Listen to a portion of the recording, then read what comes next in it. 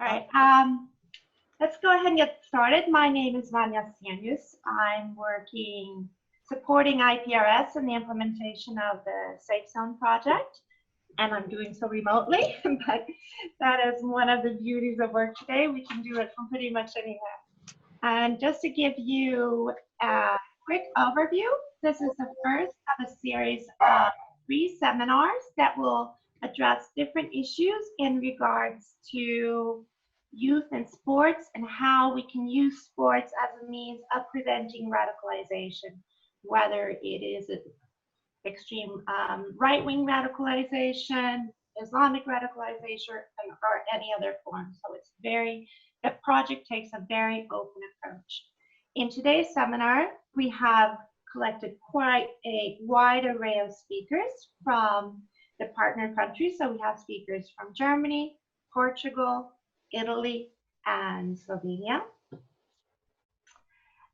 who will share different views, whether it is their experiences as trainers and coaches, work on Olympic committees, which is perhaps a bit more political, as well as journalism and ethics, and academic research. So we have quite an array of speakers. And without further ado, in the interest of allowing all of you to have more time to speak, I'd like to pass the word now to Alessia Mephalopoulos from IPRS, who will provide a brief overview of the Safe Zone project. Alessia? Yes, okay, thank you. Alessandro will help me with the share screen, and now you will see it in a while. Fine. Thank you.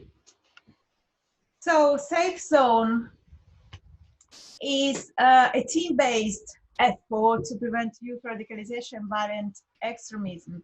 It's a project funded by the European Commission, by the DG Migration and Home Affairs ISFP Fund.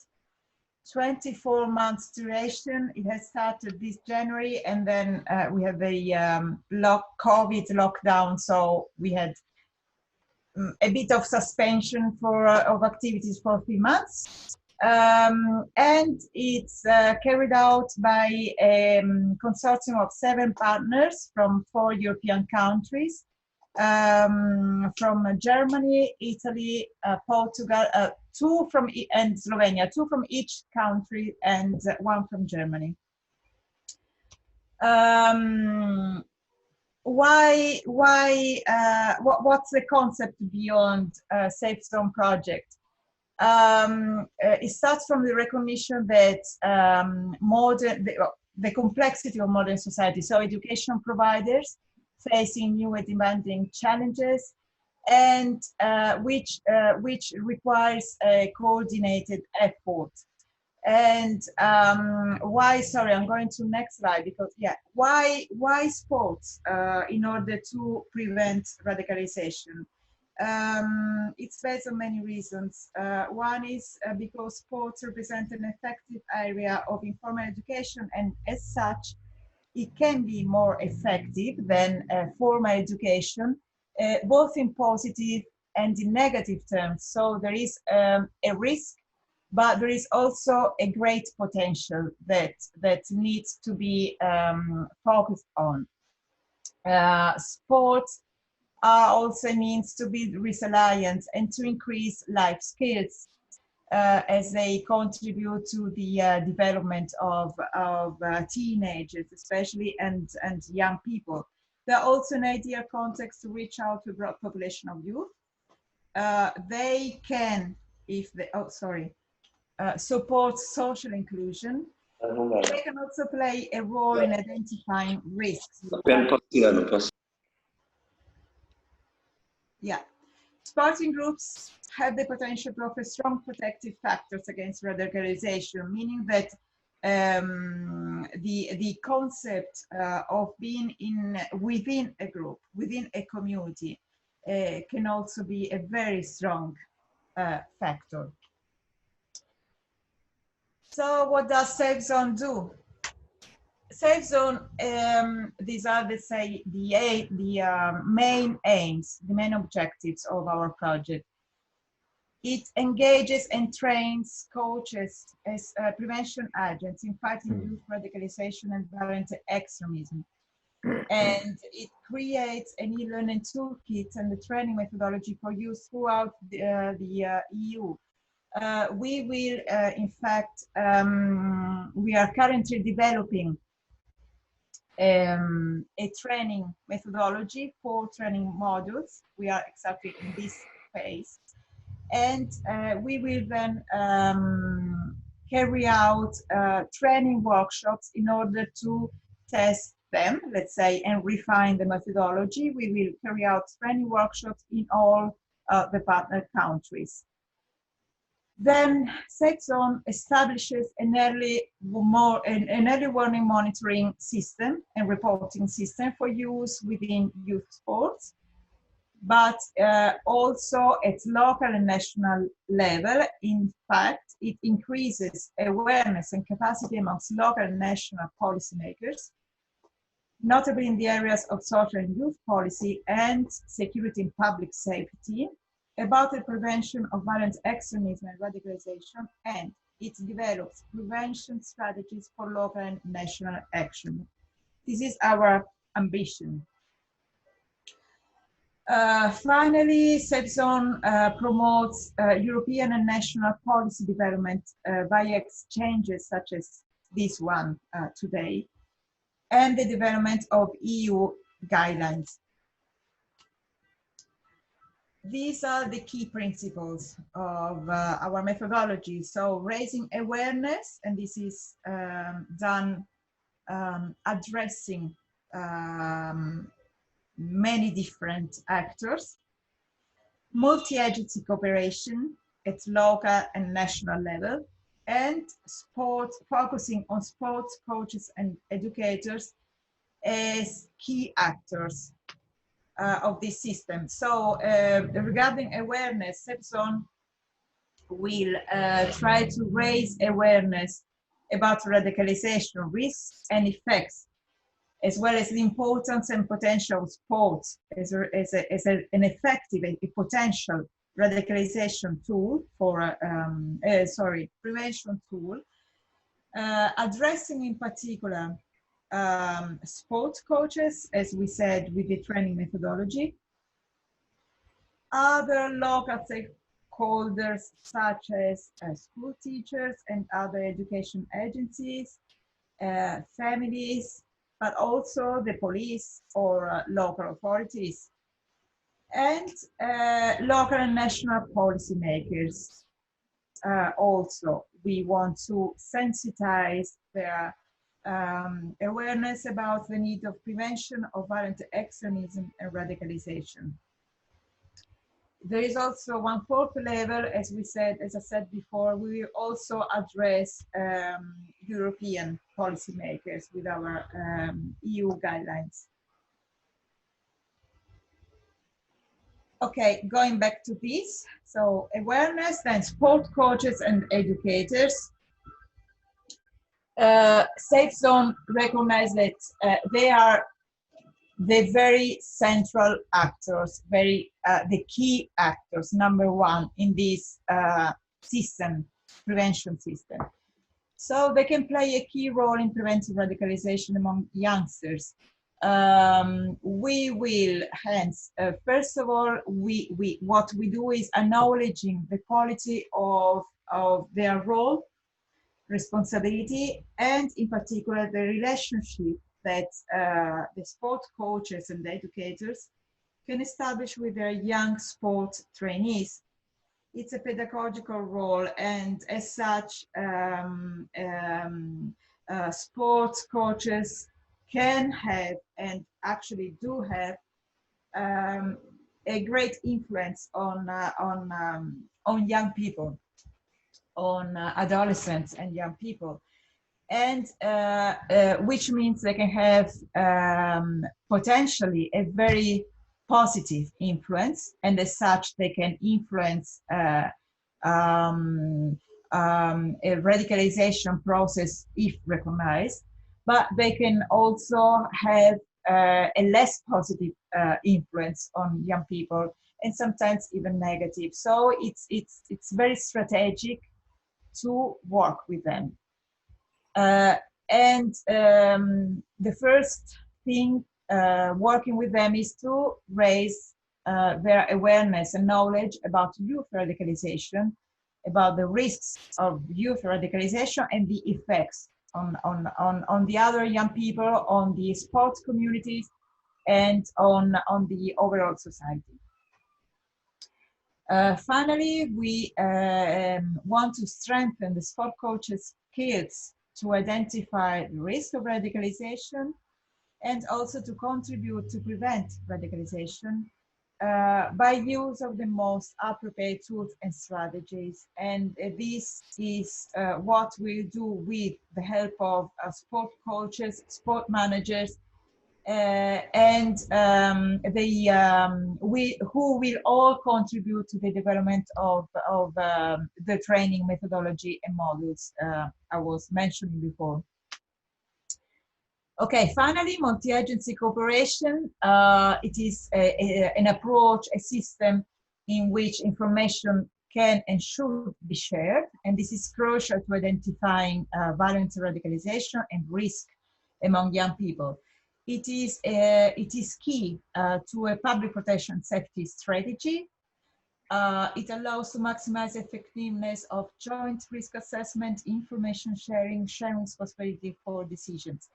And it promotes cooperation, of course, between the various actors involved at all levels. It promotes the development and implementation of common prevention projects and strategies at local level in particular.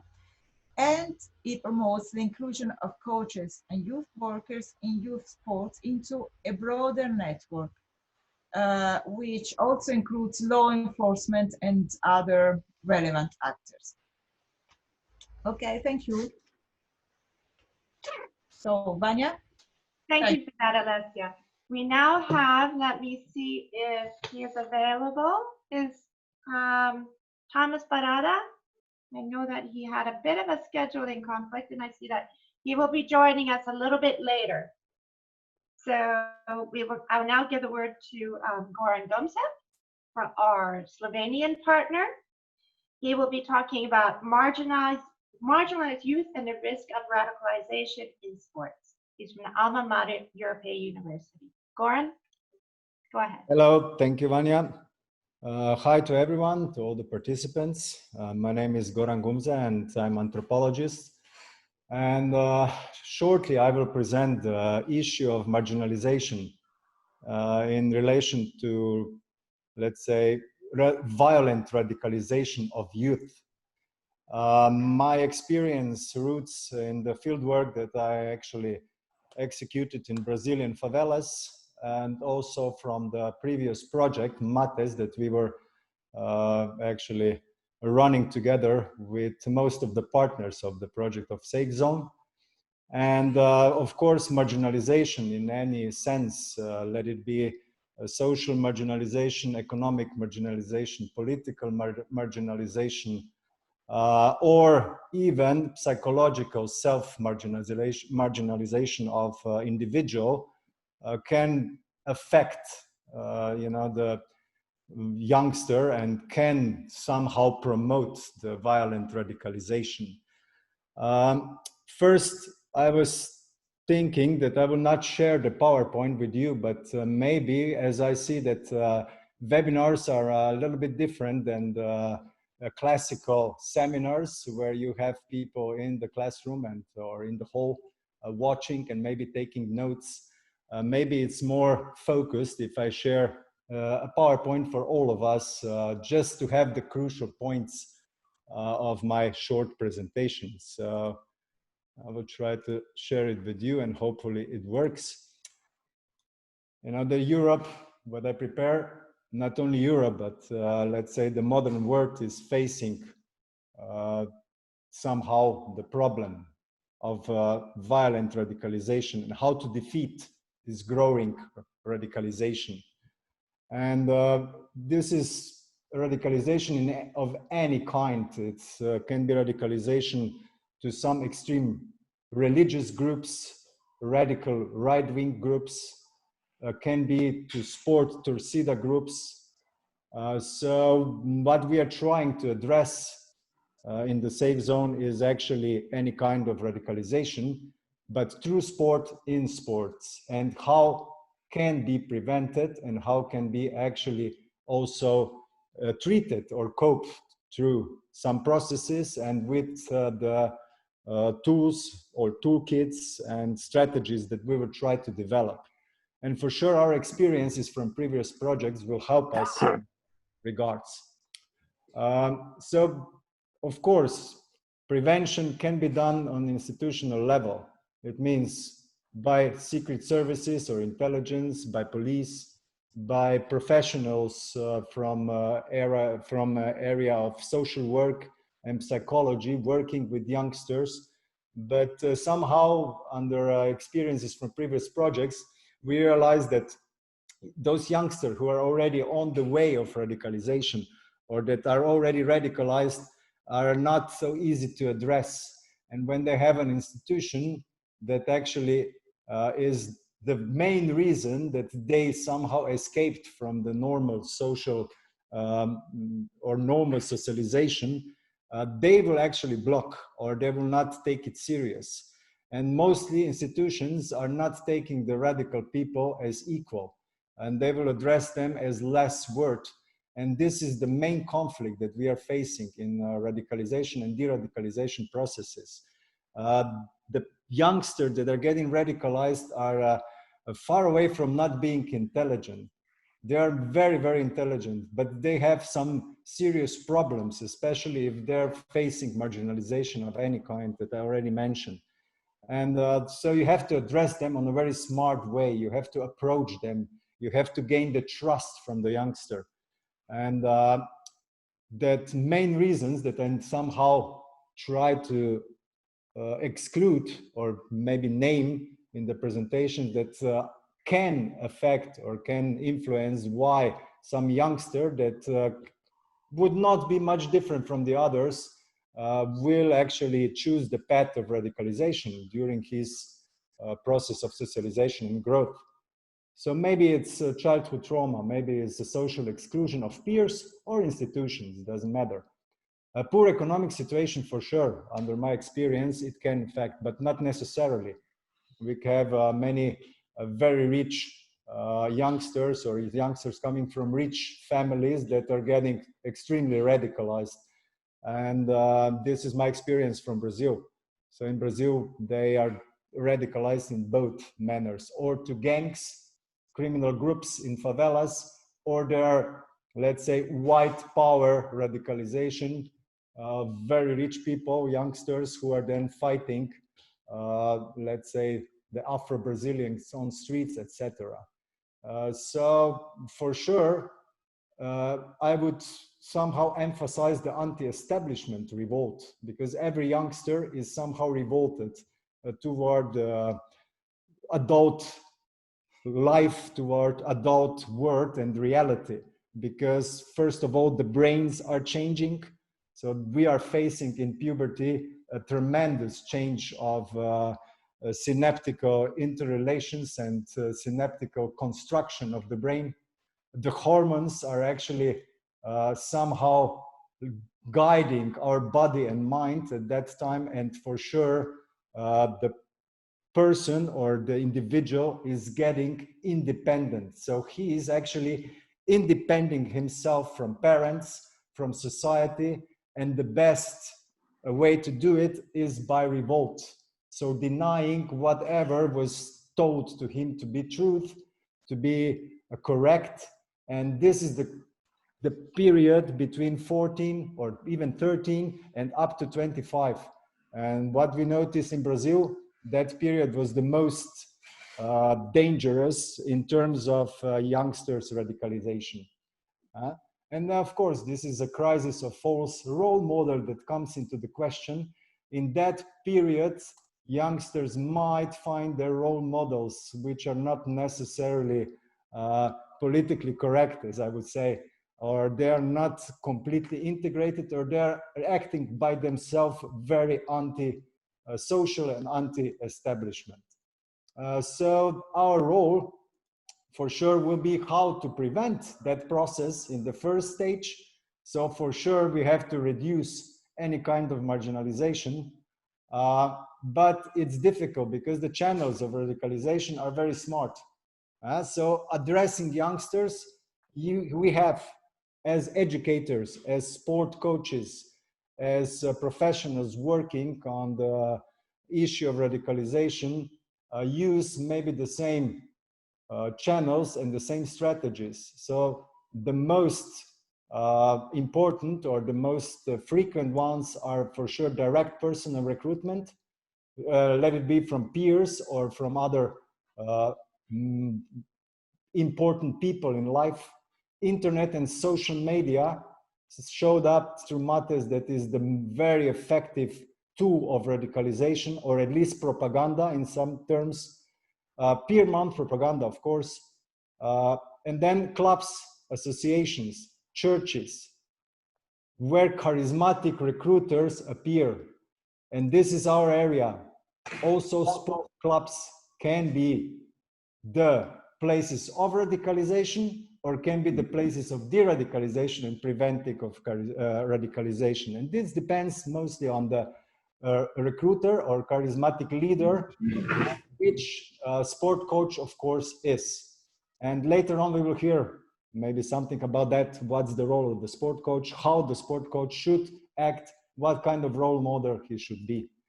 And radicalization in sports, as I mentioned, sport clubs are suitable environment for violent radicalization, but on the other hand, very suitable environment for de-radicalization and preventing radicalization. And youngsters participating in professional sport can be radicalized because they're radicalized per se. Very successful sportsman is a radical person because it has to be different than the others. It has to train 8 hours per day. It has to achieve goals. It has to go toward the goal. It's goal-oriented. And if such person doesn't have the positive radicalization process, can be found in the negative violent radicalization process. And yes, sport can be effective prevention tool if the teachers are serious and let's say adult persons, and if they're not promoting violent radicalization. Some reasons, yeah, peer affecting, belonging, mission. The mission is very important. Human beings are prompt to that they have some purpose of life, that they feel that they have mission, and if they feel that this mission was given by God or by some other group, then the mission to be fulfilled is a very dangerous tool or reason for violent radicalization. And we don't have to forget about release of aggression. Aggression is a normal insight or inner happening in the human body or human mind. And if it's not only human, every living being, at least animal, had that part of aggression in themselves. And if it's not released on the positive way, it can be released on a violent way. And here we have to be very careful as sport coach and professionals working in this area of de-radicalization.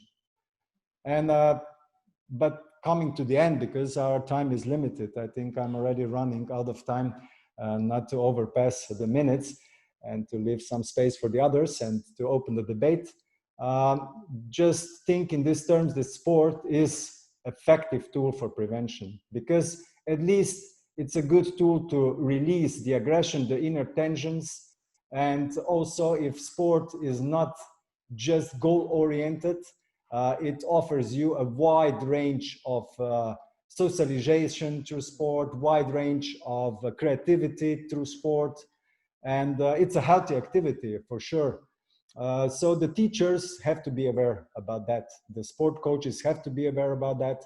And, you know, by the end of the day, human beings are actually communicating mostly through our gestures, through our body, through corporal communication. And sport is for sure mostly the corporal communication.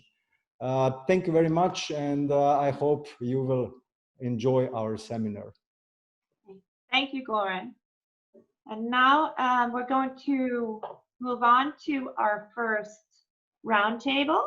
And here we have Eckhard Müller-Bachmann from CJD Nord, who will be moderating the roundtable. And here we're going to be focusing on the identification of risk factors in radicalization. So Eckhard, I will now give you the floor if you wanted to introduce our speakers. Just one note, due to a scheduling conflict, Thomas Broda will be jumping in when he can fit in. So we will need to interrupt this roundtable at some point to fit him in the schedule. Thank you. Eckhard? My job is to moderate this first roundtable, which is rather time limited, I guess. We have 5 speakers here for 1 hour, and I think we said everybody should be able to speak for 10 minutes, which is 50 minutes, and then some talk of mine. So we will try to collect the questions we have for each talk, I would say, at the end or after each talk. They should write them in the chat. Uh-huh. And then I think we can discuss them at the end. At the end, okay. So try to write them in the chat and we collect it and have final questions at the end. Okay, we start with the, I think the structuring as it is written in the program, and I'm glad and I'm curious to hear and to introduce Alice Blum from the University of Gießen, who came to my attention through a TV reportage on a right-wing settlement group in Germany. And as far as I was researching about her, she's also doing her dissertation right now on the identitarian movement. I don't know if that is a correct translation from the Identitäre Bewegung to the English, which is the far right-wing movement spreading all over Europe. And she has done, as Goran did, anthropological research with right-wing radicalized youth. I don't know if in that group, but with right-wing radicalized youth as such. And I give the floor to Alice Blum. Thank you. Yeah, hello. Oh, thank you very much for the invitation and the possibility to speak a little bit from my experiences. As Eckhard Müller-Bachmann said, I did my research with right-wing groups, with the Völkisch settlement movement in Germany, and the generation identity. I think that's the correct translation, but I don't know. So I lived with them for some weeks with this movement, and I followed the generation identity for 1 year, went with them to events, to manifestations, going out for having beer, all the things, all the stuff fascists do all the day. So, and that's my perspective of on this topic. So I want to share some aspects I found out which are connected with sports. So sports, any kind of sport, football, wrestling, athletics, are connected to fascist ideology. So it is possible for them to connect with it. So at first, the first aspect is fascists like sports too. They are fans of sports, they are doing sports just for themselves. The second aspect is fascists use sports as a strategy to have to do politics. We had one fascist, one neo-Nazi in the 90s. I think the name was, well, I think it was Holger Apfel. Anyway, and he said, "Hey, if we want to reach the people, we have to go to the clubs of football teams." And he wants that every from his right-wing followers want to go to the football club, want to send their kids to the football club, so that they have the possibility to work with the other kids, to work with the other parents, to work with the trainers, so that they can spread their ideology to the other people. The next thing is, you have in sports for sure the same problem like in every culture and the rest of our society. You have racist trainers, you have sexist trainers, you have the battle of competition, you have a big topic of masculinity in sports. So in here, right-wing ideology can connect so that they can find themselves in that groups again. The other thing is, what I found out was a lot of them, a lot of the right-wing people, trying to go in kind of sports like they were popular in the National Socialism. So the idea to have public health or race selection, you can find that in normal sports too. Today I listened to a documentation about a study in Denmark. They found out that lots of comments from football, maybe, for example, are completely racist. So the people who comment the game have this idea from, oh, if there's a black player, he's very fast and very, but what is flink? Very athletic. Yeah, oh, maybe like that. And if they are talking about white people, they say, what? They are very strong, they are the leader. So just while commenting the games, they are reproducing racist ideas. So, and you can find that in the ground thing, and you can find it in the ideology of right-wing people.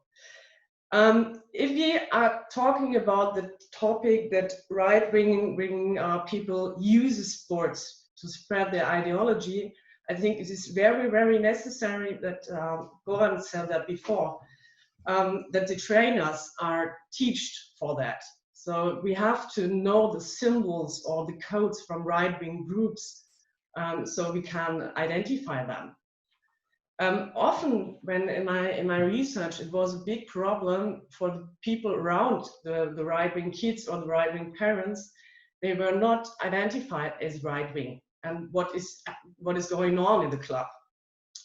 So I think the first thing is to empower the rest of the team, to teach the trainers that they can identify, and then thinking about how can we work with the kids maybe, or how can we work with the parents if we want that, and how want the team want to go through it. So I think that are just a few aspects I want to discuss in this topic, maybe like that. Okay, thank you very much, Alice. We have saved some time. Thank you very much. We do not have direct questions here, maybe later on. And I just heard from Vanya through the chat function that Thomas Borada is there, okay? Shall we squeeze him in here? Yes, if he's ready. Are you ready? I'm here, yes. Okay, just to introduce our next speaker, this is Thomas Parada. He's the Vice President of the Olympic Committee in Slovenia, and he's going to be talking about the value of sports in society against violence and extremism. And thank you for joining us today. Go ahead. Hello. As you present me already, I'm actually the Vice President, but I'm more involved in the martial arts. I have a martial art gym, and let's say my whole life is my work is going on with the martial arts. So maybe I want to give a few tips about that, about aggression in sport, how to handle the kids who come to martial arts to put aggression down. So maybe a little bit from that part of view. First of all, I need to say that in sport, aggression is characteristic that it can have many negative as positive effects. So we always know about the good and the bad things about aggression in sport. So when people start to train the martial arts, there's always a question: is that good or negative for the kids? And I need to say that. Especially for myself, when I start with the martial arts, I was thinking like, I go to martial arts, I want to know how to fight. But lately on, I realized that that martial art is something different. If you start to train with the martial arts, you get you control your mind better as before.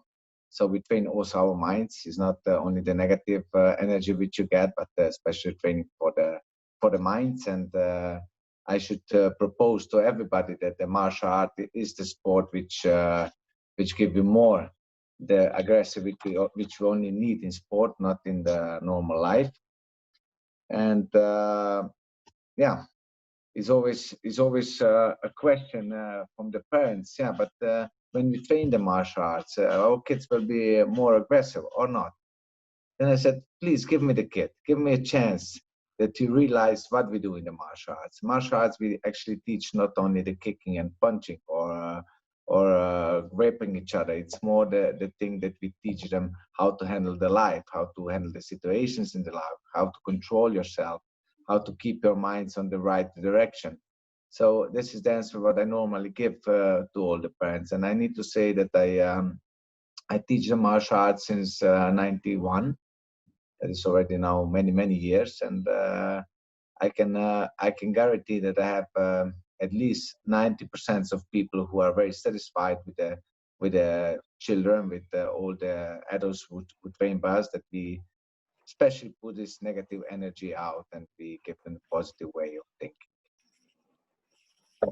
Yeah, and of course, I want, if you have some questions about that, it will be my pleasure to answer it during the.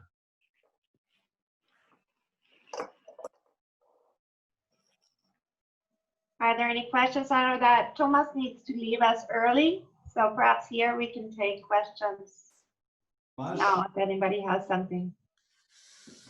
Hello, this is Goran, because I would like to ask Tomasz a question, because here, what you mentioned, actually the role of trainer or martial art trainer, and martial arts not only being punching and kicking. What do you think, how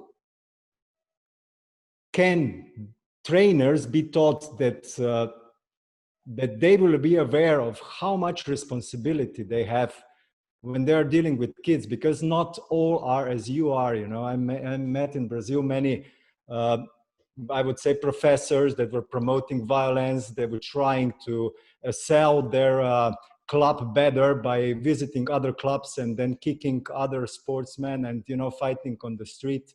So what do you think, how should the coach or the martial art trainer be trained? And what are the biggest values for promote in martial arts to prevent radicalization? Okay, first of all, I need to say that that is not a small problem in the sport. I think the biggest problem is that the national government have to give rules. Who is responsible and who can have a chance to be instructor or the trainer? So let's say in our country, in Slovenia, we are working a lot about that. That all the trainers who are instructors in the martial arts, they need to have a license from the government that they can teach. So we have to first realize that we have many instructors around the world that they are teaching without the license. What it means, they are not, they don't have the knowledge about that. They just have a knowledge of the own martial art, which actually is sometimes not enough. So I think that they still need the sport university or some psychology facts to teach. And I think this is the first step what we need to do. The second step is, of course, the associations inside of the national federations. Let's say if we talk about the taekwondo or judo or kickboxing, karate, whatever, they have to have own instructors, also always controlled, that they can teach. So it's not only the national government but also the national association. So we have to always do the courses for those people. So all of them, they need to know what is the reason to teach. It's not the reason just to teach people kicking and punching, because a lot of kids, they come to the gyms and they just want to kick and punch somebody, but that's not the point of the game. I mean, the point of that is that they need to realize that they train the sport. That's the main thing what we have to teach. They train sport, which actually is the martial art. So the martial art, when we say martial art, it's not kicking, punching, it's art. So that is the most important, that we teach all the trainers how to teach on the national level and also in the association of the. Hello, Tomas. It's Matej on this side. If you see somebody like with bad behavior, some youth or the kid, and you realize the kid is aggressive and he could become like a bad person, or he could become radicalized, what do? Do you have some special behavior to this person, or do you have some tools how you react? What do you do? Okay, I need to say I love those kids. I love the kids with the aggressive when they come here and they want to show up who they are, what they are. This is for me something that I say, yes, that kind of kids I like to have. I also like to have the kids which are actually not ready for the sport, which they have a lot of problems.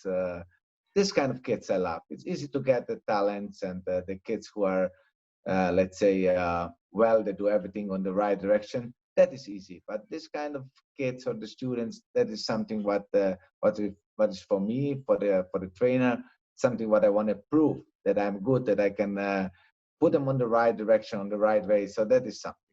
So first of all, when those kids come, we have to have a good talk.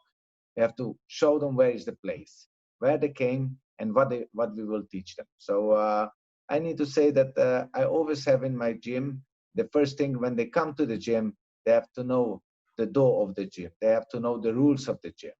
So we don't train the martial art to kick somebody or show up that we are stronger than somebody else, but we just train the martial arts to protect ourselves, to do the self-defense, and to make stronger minds. But of course, this is always the part of the trainer. So I always have somebody in the gym that can show up. Yes, that's the right direction. You have to do like he do. He's a champion. If you want to be the champion, you have to follow him. But I need to say all the champions are well in the minds and they are on the right direction. Back in the round table, and second speaker is Renato Marino, manager of the School of Sport for Sport Coaches of the Italian Sports Committee, who have a special pedagogical view on sport methodology. Please introduce yourself. See, share the screen.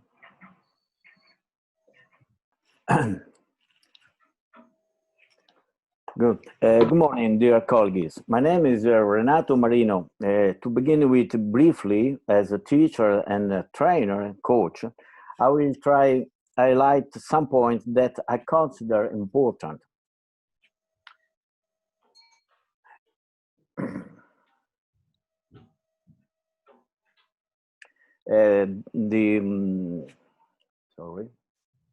The issue to talk is, can sport be an effective tool for anti-radicalization and anti-violence?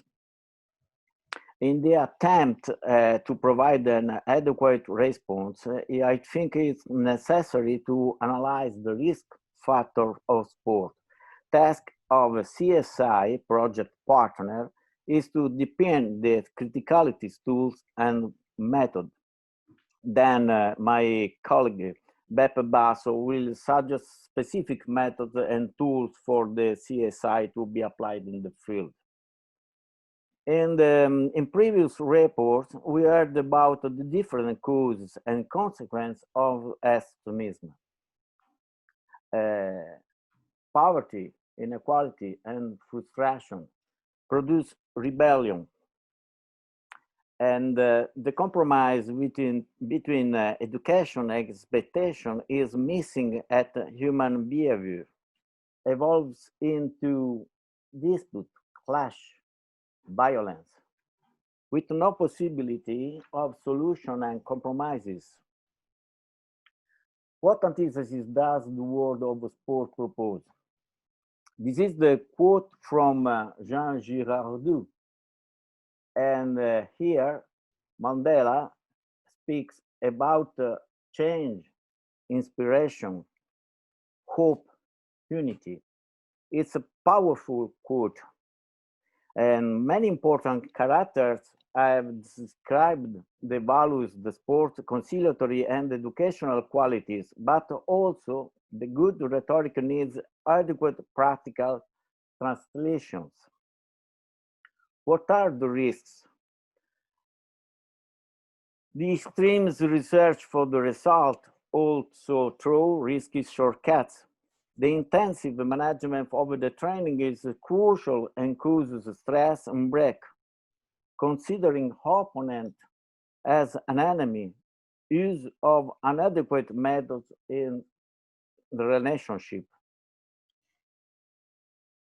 In contrast to all this, knowledge of individual and group expectation, the right synthesis between youth growth and training, respect for the rules, fair play, the management and of the individual and group expectation, the right synthesis between youth growth and training, respect for the rules, fair play, the methods of assigning rules and the responsibility and activities in games, the quality of suggestion, correction, all those create a bond and set the foundations of confidence and a solid network of protection.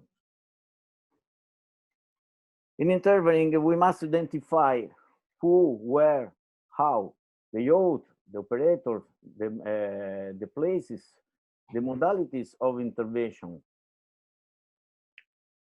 Vulnerability refers to three areas: poverty, exclusion, young age.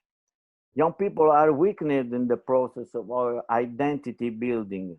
These fragilities constitute a possible context for the emergence of the radicalization, even religious. Sport is an ecosystem based on relationships, which resilience is in the rules, in the fair play, and in the direction of what is proposed and how it's done. This mission of the sport system is implemented through the development of a model that reinforces the recognition of professional figures who work by transferring to young people the shared values of freedom, hospitality, and democracy, increasing the sense of belonging to the community. Formation, training, competition are important moments. And it's here that the training of instructor, coach is crucial to overcome all that manifests itself as anti. Where a widespread work that acts in the preventive way in those places where social distress manifests itself most. And family, schools, spontaneous gathering places, outskirts. Observation of places, identification of young people, recording of behavior in a handout of referential realities. In some countries, as in France, the locker room, the gym, the sport have become places of recruitment, of the transition from some fighting to radicalizing.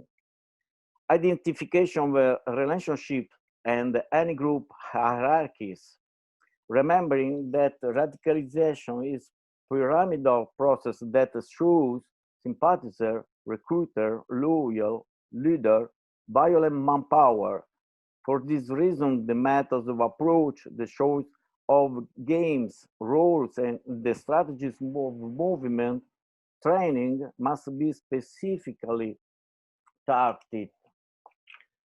Working methods must lead from the road to sport to the gym, and reuse spaces where to propose, organize, and carry out different activities of a relationship and arrive at motor and sport activity.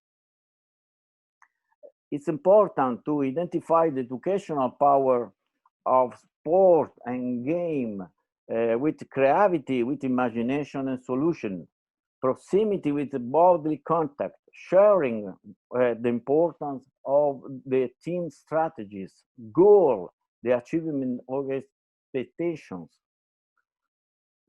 use of an indirect non-formal play and then training methodologies to improve mobility skills, including the inclusion of young people with different skills. Sport as a social laboratory of innovative learning methods for intercultural and interreligious dialogue. So, cultural activity, mediator, sport, this is the heart to encourage transfer and capitalize on educational action. The concept that we often have is to misunderstand towards tolerance with hospitality, but sport cannot be tolerant, but should generate the relationship. Changing, rejection in reception, ignorance in knowledge, disinformation in culture, diversity in interculture, selfishness in sharing, fear in courage, reprimand in encouraging. Transform into a place of education, training, respect. Let's focus person identity. Thanks for your attention. This was also very much on time. Thank you very much for being that disciplined. The next speaker we have here on our list is another colleague from Germany, Nicole Selmer, who is a journalist actually, but she has also published a book on violence in sports. And within her journalist career, she is also co-chief editor of a football magazine from Vienna called, I don't know if I'm pronouncing that correctly, Ballesterer, which is also to be seen online, and it's won several prizes. And her contributions are mainly, I would say, from a critical point of view to football issues, including violence, racism, but even also gender issues. And the floor to Nicole Selmer. Yeah, thank you. Thank you for the invitation, and thank you for the introduction. Yes, as Eckhart says, I'm mainly coming from football. So what I'm going to say is, I think, based on that, but I think some of it, maybe everything, can be transferred to other sports. I would like to talk about the elements which might make sport a perfect area for right-wing extremism and other anti-democratic, authoritarian, and discriminatory policies and practices. And I would like to speak about the opposite, why sport is a perfect area to fight these tendencies. I'm a journalist, so let me start with words. The term discrimination comes from the Latin verb discrimere, which means to separate, to distinguish. Or, if we look at sport, to draw a line in the sand and then to say, you are on my team, she or he is on theirs. It's us against them, me against you. That is where competition starts, and where me and you are symbolized by team colors or a badge, by a name or a whole city. Competition is closely linked to rivalry. We have many examples from sport, and then again often football, where us against them doesn't end with a match, where it continues long afterwards and becomes the basis for hostility, even for violence. And especially with young people, it is very important to make this distinction about competition. Your sports opponent is not your enemy. You can fight on the pitch and be friends afterwards. My second point is the connection of sport and masculinity.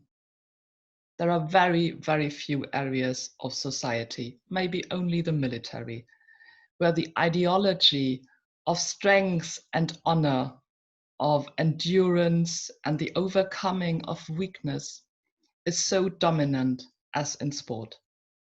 And these are values which are strongly related to our society's ideas of masculinity. And that which does not fit in here is perceived as weak and as female. You have everyday striking examples of this in the talk of not being pussies, of players and officials who say that their team should not play like girls, and where playing like girls is clearly meant as an insult. All of this vocabulary and the imagined values that go with it can also be found in the book of right-wing politics and of every single authoritarian regime. My third point, what I have said before is often countered by, but it's only sport, meaning something like, it is not for real. That is the idea that sport is happening in a universe of its own, devoid of connections with the rest of the world, and most of all, devoid of a connection with politics. That is an attitude that is behind big sports bodies like the IOC, the International Olympic Committee, forbidding political messages. But more close to home, perhaps, is a story like this. Imagine a sport club in a village which is very much supported by a local couple. They are the parents of a player, they drive the kids to train to tournaments, they give money to the club, they help with the summer party. They are very nice, and they are members of a far-right party. What do you do? Is it sport or is it politics? Where do you draw the line? I'll leave this question unanswered, obviously, but it's something to think about. I now want to leave the risk factors of sport and will come to what I call power factors. I have described how sport begins with a line in the sand, with one team against the other.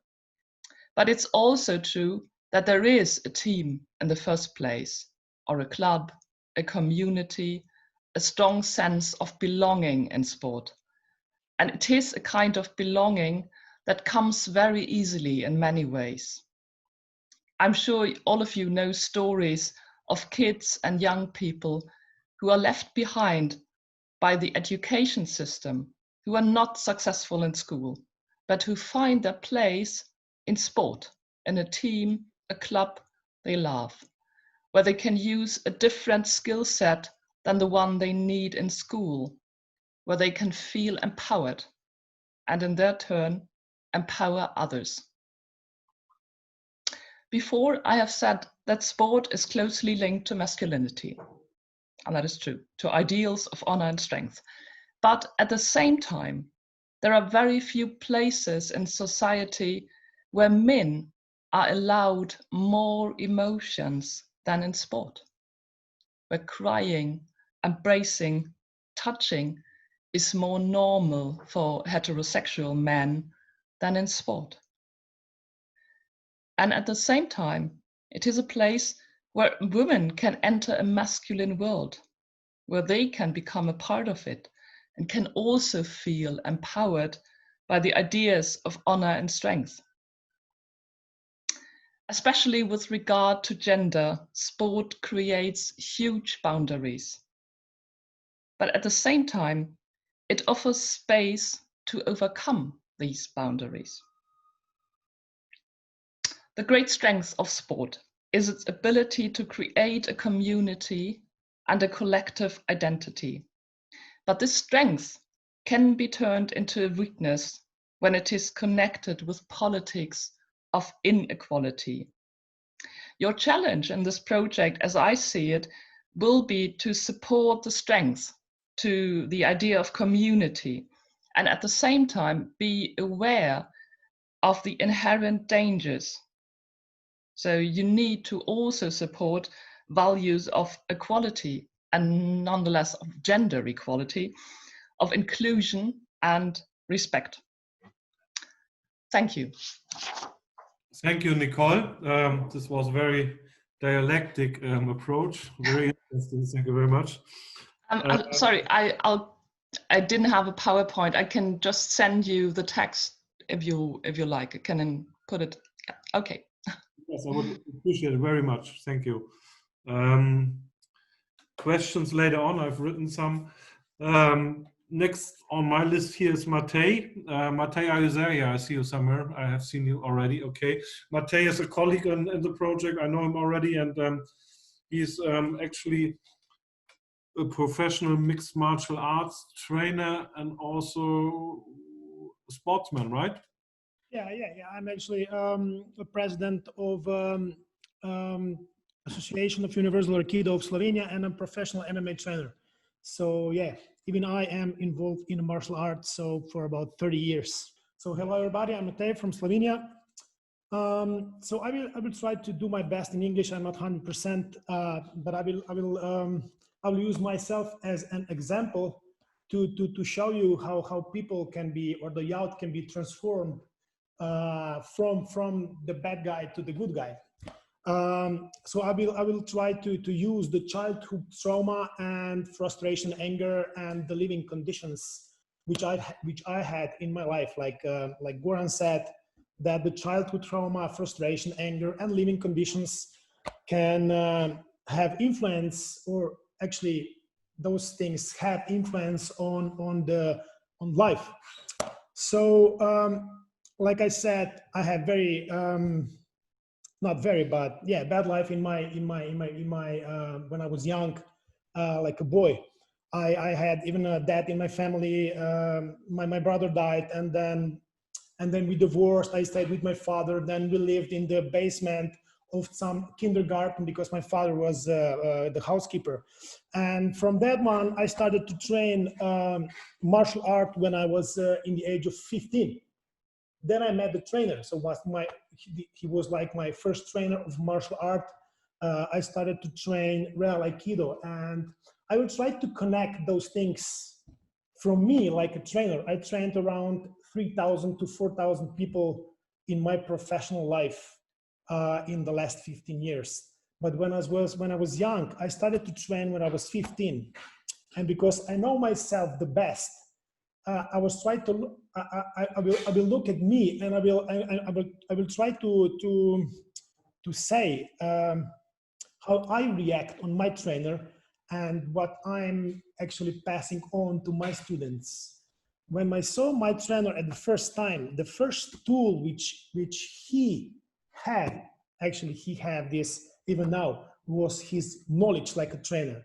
So this was one of the best things what I saw in my trainer. He was very kind to me, and actually I was a different child. I was different child. I was thinking different.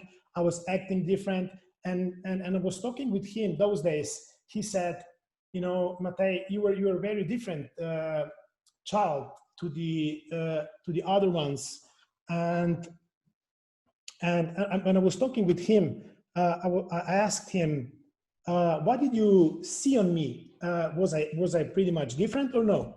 And then he said, yeah, you were different. You were like acting differently, you speak differently, but you have one very special thing in yourself. And this is like, you have a lot of energy. So from my experiences all of those youth and the young people, like kids, they act differently. So when I see kids like I was, you know, they act different, they speak differently, and they react differently, but they're all the time, from my experience, pretty much better than the other one. They have a lot of energy, like Tomasz Barada, the vice president of the Olympic Committee, said. He's involved to the martial art like me, like almost 30 years. I love those kids. I love those youth when they come, and then when you, like a trainer, you can see, because they're acting probably like you when you were young. And this is one of the things what I want to explain. So one of how I see these kids, you know, if they react like very aggressive and their behavior is aggressive, and when you see they can become radicalized, or they can become some extremist, you need to, like I like a trainer, I just invite them to my field. I'm probably much more kind to that kind of kids, like to the other ones, because what I saw in my life, those kind of kids, or the youth, those kind of young people, they need kindness because they have some emptiness on the other side, and they need some kindness to this side. So I invite those kind of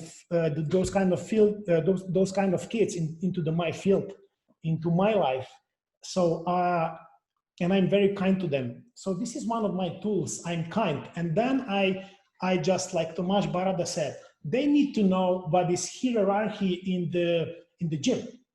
So because I think those kind of young people, they don't know, they don't have the rules in their heads like I didn't have. And then the good trainer, I think he showed them the rules and the hierarchy and how they can behave.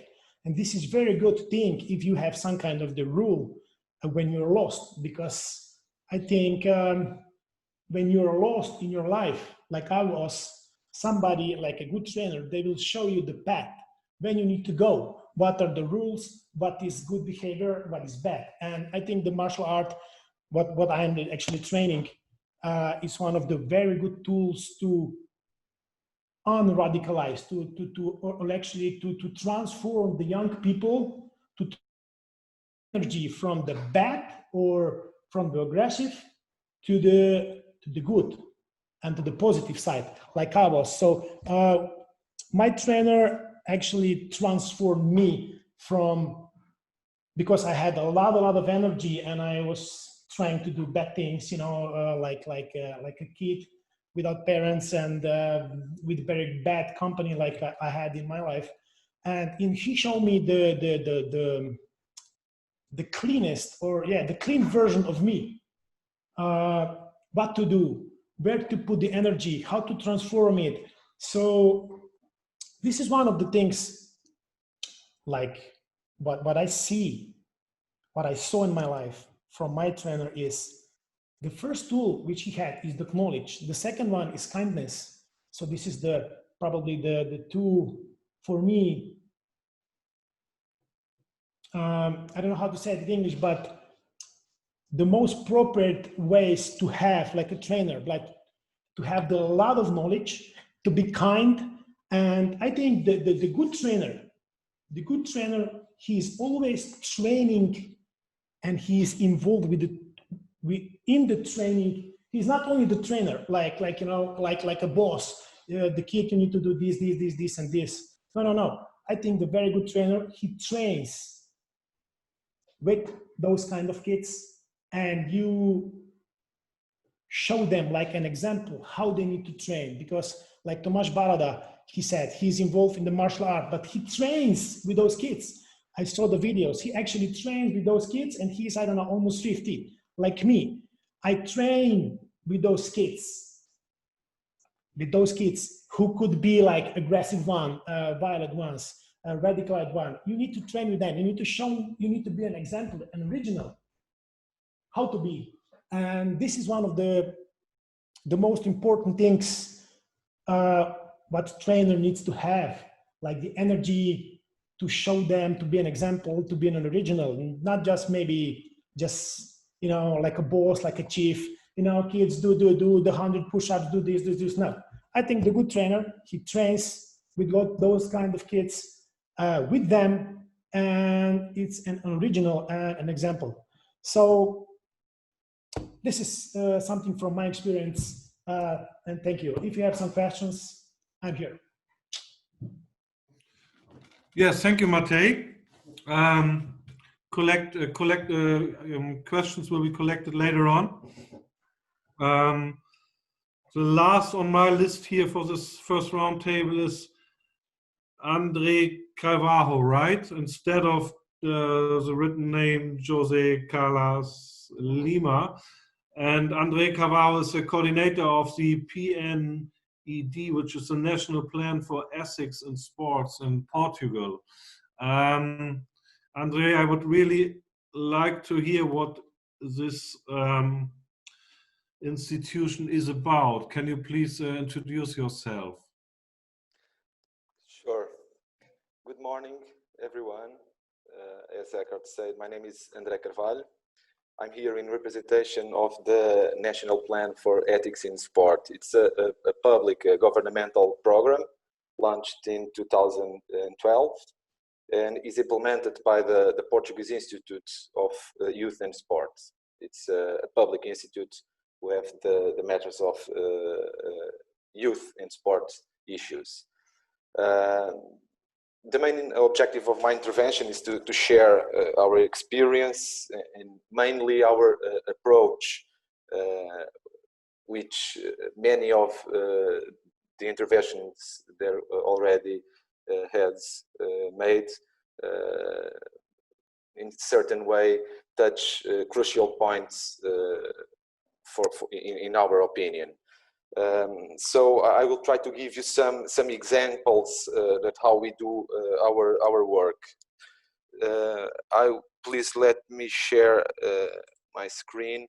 I have a PowerPoint to support my intervention. Just give me a minute, please. Okay. I think you are able now to see. Okay. Are you seeing right? Perfect. Okay. Yes. So, as I say, this national plan for ethics in sport is an initiative of the constitutional government of Portugal and is promoted by the Portuguese Institute. So our general goal, and I think this could be very important to highlight. So just give you an information. Now on, I will refer to the National Plan for Ethics in Sport as the PES, okay? To be more easier and more quickly and rentabilize the time I have available. So this is our general goal, okay? Encourage all citizens, particularly children and young people, to experience ethical values such as respect, honesty, tolerance, solidarity in sports and sports practice, and many other values. So our vision, or we see the national plan see the sport as a powerful tool for human development and a privileged space for the transmission of ethical values. So I think this fits very good, very directly on some things that already has said here. So we think that the educational and the ethical potential of sport as a school of life is endless. So we see sports much more longer than the physical perspective, if I can say like this. Just to show you how, once more, how we approach the theme, I would say that National Plan for Ethics in Sports have two mainly pillars. One, in one side, NPES wants to promote a sport with values, sports with fair play, a loyal, clean, respectful sport. And at the same time, it seeks to combat the problematics associated to sport, like violence, doping, corruption, gender discrimination, racism. Unfortunately, there are a lot of problematics associated to sports. By other side, NPES defends that through sports, it's possible to experience and to assimilate principles and values that properly framed, this is important, properly framed, this is in certain way remits to the coach role, okay? And these principles and values properly framed help to build character and improve soft skills, social skills, personal skills, civical skills, okay? And those skills, there are worked in sports, are extendable to all the other dimensions of life, as school, work, family, community. And this is why we don't distinguish the sports values and the life values. And one of our mottos is in sports as in life, and in life as in sports, because we believe is that. And the last, before me, the last interventions, I think it was a real example of this. Okay? The education and the experience in sports had a great impact in the life in the other spheres. So once again, highlights our approach. MEPES had a preventive approach and tried to explore the educational dimension of sports. Okay, and how we do this, I will not have time to approach all the strategical axes, but I will focus my attention on this one, probably the most important, and then the one who take more time and resources from our work is the training and education axe. Okay, we also have another axe. It's related to the promotion of contests, competitions targeted to secondary school, to the media, to the university, to prisons and educative centers where young people are sometimes when committed crimes, etc. Okay. Another strategical axis is the sports practice and events. We had a lot of publications, research, and also the digital platforms. Finally, we do a lot of campaigns, and I will show you some examples of someone. So focus on training and education, because we believe that the change will made by education, by training. What we do, we have included the team of ethics in sports at various levels of training. Particularly, and I think it could be important for the Safe Zone project, in specialized training for teachers of primary and secondary education, and in specialized training of several sports agents, but mainly to coaches and sport directors. Okay, this is for teachers and trainers. We also develop awareness sessions about ethics in sports, in schools, in sports clubs, and all the entities who show interest, with children, young people, and their parents, because the parents are very important too, as an example for his kids. Okay, so now I will try to show you some of our practices regarding the violence itself, because as I say, the ethics in sports had a lot of sub-dimensions and problematics associated. One of them is the violence, and to give you some, or share with you with some examples that what we do and how we do, we approach always this subject in the training and the various sessions, naturally with adaptations if we are talking with young or with children or with parents or with professors or coaches.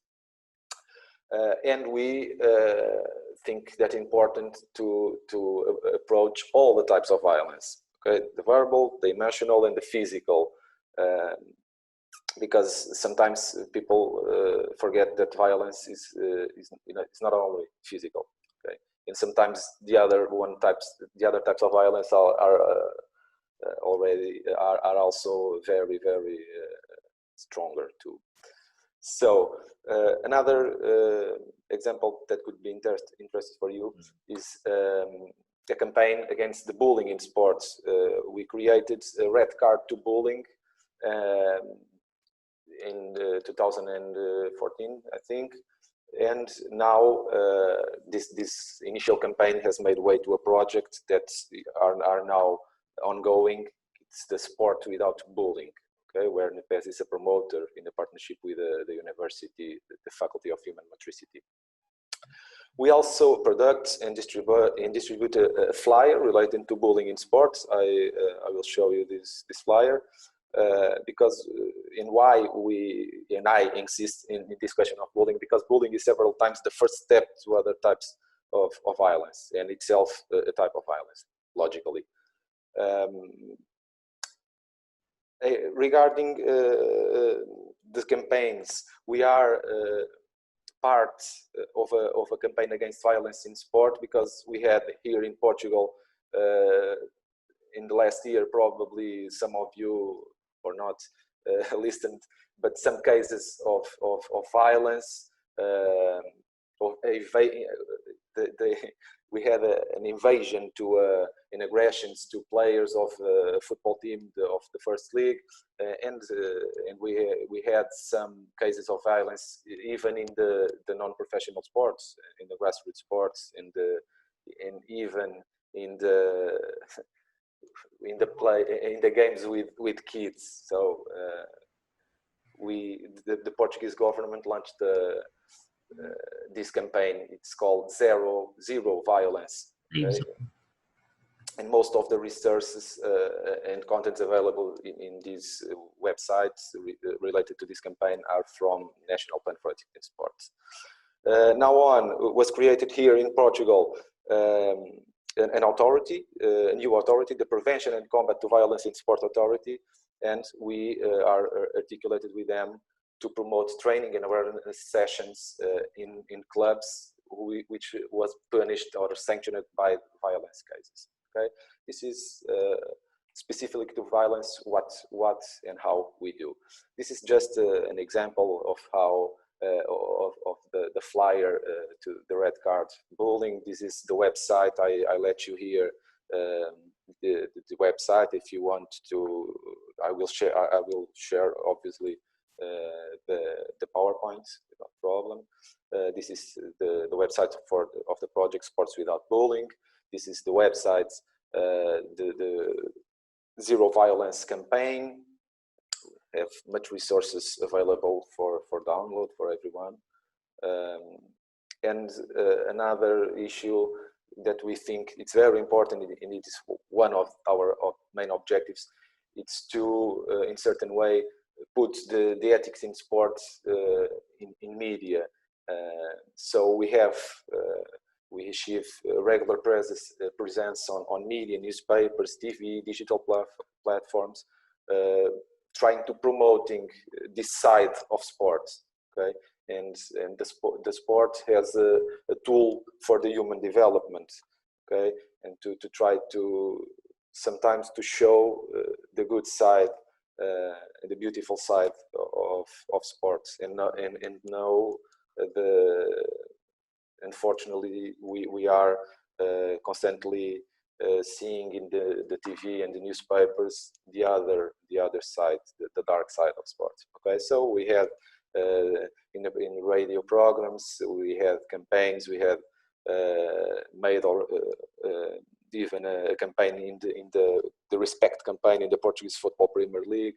We write in the newspapers. So I think this is could be a good way to initiate the change of the vision. Okay. So just I will ask you just 1 minute just to show you 2 projects that could be good practices, and we think that are tools, practical tools to, in certain way, promote these ethical values and to combat, at the same time, all the problematics associated to sports. One of them is the ethics flag, in Portuguese, Bandeira da Ética. What is ethics flag? It's a certification process of the ethical values in sports. So it's addressed to any type of entity that want to see their work in the promotion of ethical values through sport. We are always here talking about education through sports. That's our approach, our perspective, and all the entities could submit to this certification. We also intend to promote and to share good practices between the promoters. Okay. The other one, I think, and I want to introduce it here because I think it's very important. It's very original, innovative, and we are achieving great results with these white cards. It's the fair play cards, which are extended to not only the football, to more than, we now had more than 12 modalities of sports using this card, and these cards recognize, highlight, reward all the ethical relevant attitudes and behaviors which are practiced by the athletes, by the trainers, the coaches, the leaders, and also the spectators. We say that it's a pedagogical card, and we are taking great results with them. Okay, so this is what I have. Just to finish, say to you that as you saw, Nepej addressed the problematic of the violence or the radicalization of the marginalization in a non-direct way, or in a non-explicit way. We believe that if we promote sports ethics, we at the same time are fighting a set of sports problematics. Okay, so this is our position. Our intervention, as you saw, is full based in a preventive and in educational approach. Okay, use sports as an educational tool in order to promote ethic values and improve the social, personal, civical skills. Okay, and promoting also the social inclusion. So, in general terms, we try to show to everyone who is involved in sports, concretely the children's, the correct and the incorrect sides. In fact, ethics is that, the distinction between the good and bad, as already was said here. So our aim is in certain way to raising awareness in order to call and to push young people to the correct side of sports and life also. Okay, for National Plan for Ethics in Sports, the ethics and values in sports could be and should be our safe zone. Okay, so thank you for your attention. I let you hear my contacts. If you in the future need anything, please, I'm available. Thank you. Okay, thank you, Andre. Your contacts are very much appreciated, and your presentation as well as presentations of the others also. And we have, as far as I understand, 10 more minutes for questions, answers, debates. And Alessia has already sent me some questions which are, whoa, this is small, my God. 2 questions for me and all the speakers, from me, sorry. What is the link between marginalization and the risk of radicalization violence in sports? Well, oof, this is a complicated, well, not easy to answer question, I would say. What is the link between marginalization and the risk of radicalization / violence in sport? Is that easy to answer for somebody of the speakers of the first round table?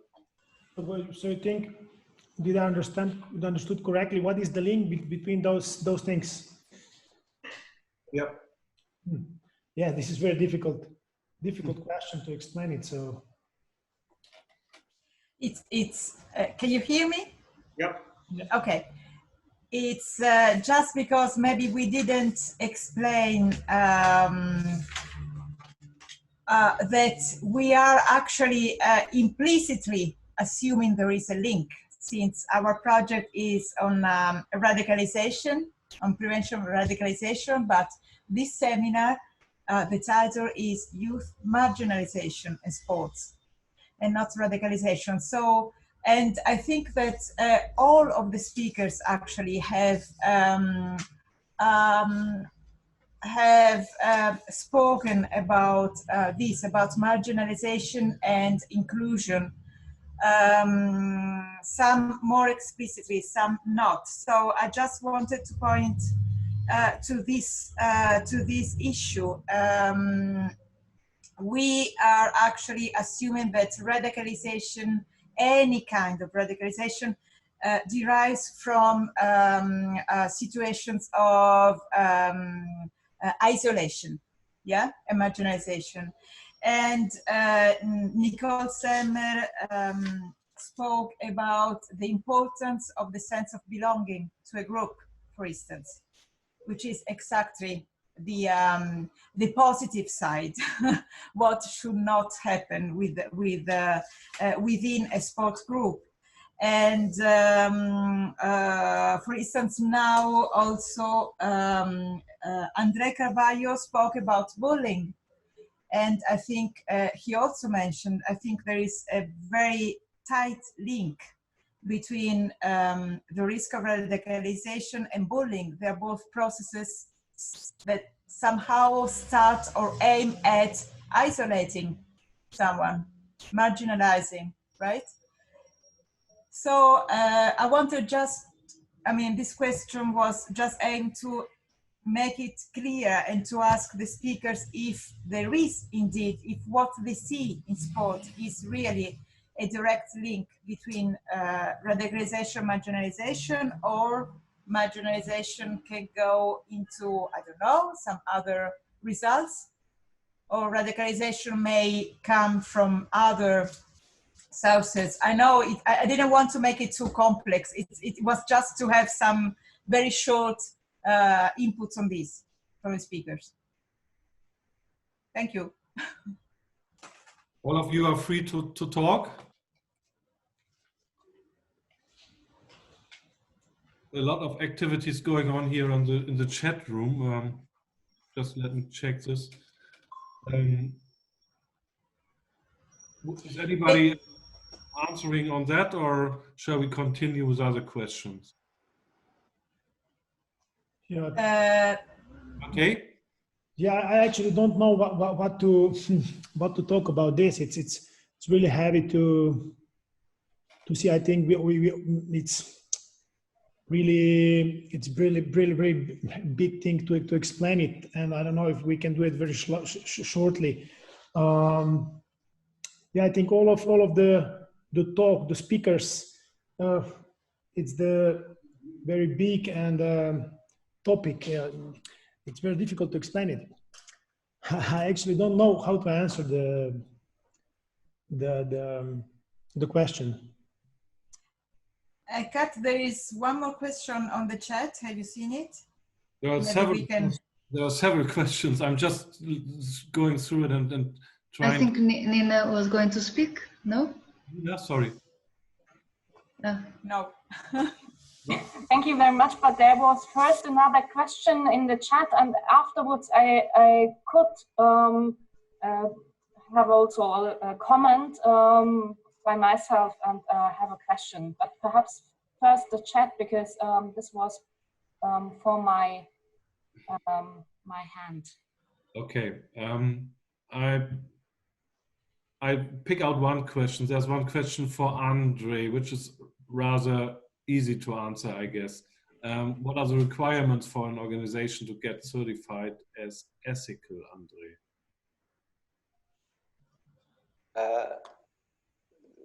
I think I'm not seeing all the questions. Could you please tell me which is the question concretely, please? Yeah. What are the requirements for an organization to get certified as ethical? Get a certification. Certification. I think it's related to the ethics flag, the certification process that I mentioned. We define a regulament. We have a set of criteria that the entities should, in certain way, achieve to get the certification. Give you practical examples. The entity shows, in terms of the strategical intervention, that have the ethical and the promotion of the ethics in sports and the values through sports. It's present in the strategical documentation as conduct codex, regulations. The entity have several activities as training actions for these kids, for the parents. The entity shows or develop materials, resources. Some of them are very innovative, and just to give you a curious example, one club here in the north of Portugal, because the parents always have the problem of the verbal violence to the referees, to the other players. So the club starts to go the cash €1 for each time that the parents have this type of attitude. So we have in this certification process, we have a platform with a formulary, and there are 2 periods of submission to calls, and the entities have to fill the formulary, and there's a set of evaluators that will define if the entity accomplish or not the criteria, and it's defined in the regulations. It's like that. Okay. I would actually point out one more question. Looking at the trainers, the coaches, those people who have the responsibility to the young people, are they trained enough? This is the third question in the chat. If you look at the chat room, this is the third question. Are those trainers trained enough to recognize when there's a risk of radicalization? I mean, this is a very general question, and you cannot really answer this for all the trainers you have in mind. But maybe a little bit about this. It's really heavy to be trained about this. I think the trainers, I don't know if the trainers needs to have that kind of feeling or that kind of view that they see the person or the young people on the way to be radicalized, or I don't know, become violent or extremist. Even I am asking myself, like a trainer, who can teach me this? Who can tell me this? I trained about, like I said, around 3,000 kids and adults, maybe 5,000, I don't even know. And who is that kind of person who can tell me, how can you see it? I think there are like several things. You need to feel it, you need to see it, you need to you need to actually see and have a feeling to that kind of person. I think this is very personal thing, but it's very good. Like, this project is very good because you need to have some kind of awareness that this can happen even in your club, even in your organization. So maybe after this project, the trainers will look more about that kind of things, and that kind of thing that can happen even in their clubs. So this is good, like the awareness about this. So it's actually a very good thing, because I don't know if I don't know who can tell me how can you see it, how can you see it. And the next question, even for me, is if you see it, because I have examples like you know, you can have like some you can have the kid and you see he is different, he is aggressive, you know, he thinks differently, he is very strict, and you see it, and then you can get it from, you know, I don't know, you accept it in your own not field, but in your own personal group, and then he can train with you. Okay, you get this guy, he is with you, and then you can train him. But in the other way, I have experience like some guy came into my club. You see, I saw he's different, he's strict, his behavior is aggressive, he beats his mom, you know, he will actually become violent when he will be adult, or I don't know. But you cannot get him in your personal group, like, because he goes away. He said, fuck you, I'm sorry for the language, and he goes. He's actually that kind of violent person. So what we need to do in this, like, example, like what now, what to do now? So this is like two different versions. So this is like my answer, like for the trainers, how we can see this. I don't know, you need to have a feeling, you need to probably do this. You need to, if you train with from your heart, from the love of the sport, probably you will see it. Yeah. Okay, thank you, Matej. Ms. Wright, Nina Wright wants to say something and has a comment as well, as far as I remember. Yeah, thank you very much. It's a little bit mixture of everything I heard before, and it's very, very interesting because I have so many ideas and I'm thinking all the time. So please let me share with you three ideas. First, that fits also perhaps to the question we had before. I think it needs position and attitude. So a clear position for a democratic understanding of sports or of the society. And that needs a trainer, but also it needs also to have it on the head level. So a head level of a club, for example. So the head of a club, the chairman of the club, needs to be clear in his position and speak also of this attitude or this position. And from my perspective, it's also important not only on the level of clubs, too on the level of confederations or of, how do you say, the level of confederations and associations, sport associations. They have also to be very clear in their attitude and communicate also this attitude. So the borders and the lines they set. So that's the first point. So and that's not easy at all to be clear and to know the position and to speak about the position. The second comment I like to do is I think clubs could be a perfect place to fight against the division in the society. So we often have different parts of the society, they don't speak together.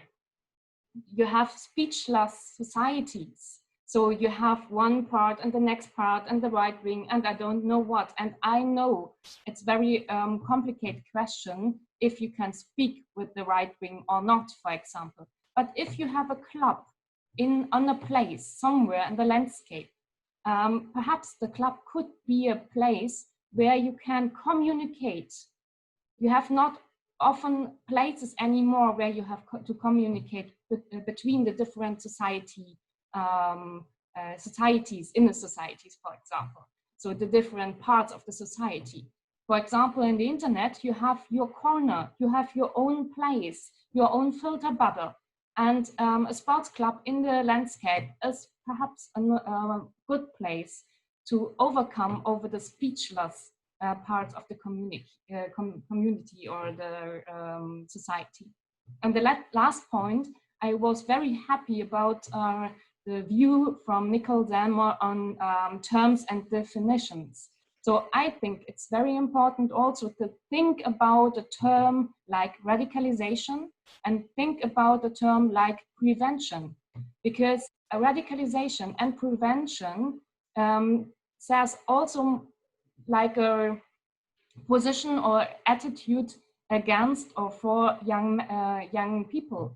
So prevention can also mean that young people are on the way to radicalization, but not every young people is on the way to radicalization. Not every young people is has bad points in it. So the young people are also strong young people. And prevention could be also a negative view on young people.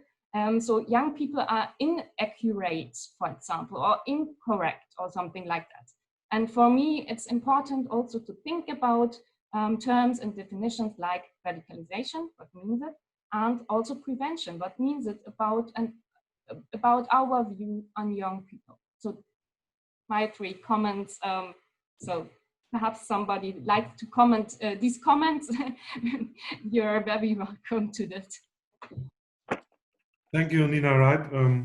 I knew about your view on the terms, and I've already experienced in phone calls with other confederations in our country that some are sharing your view and would prefer to highlight it as fostering democracy tendencies, or however you translate it into English.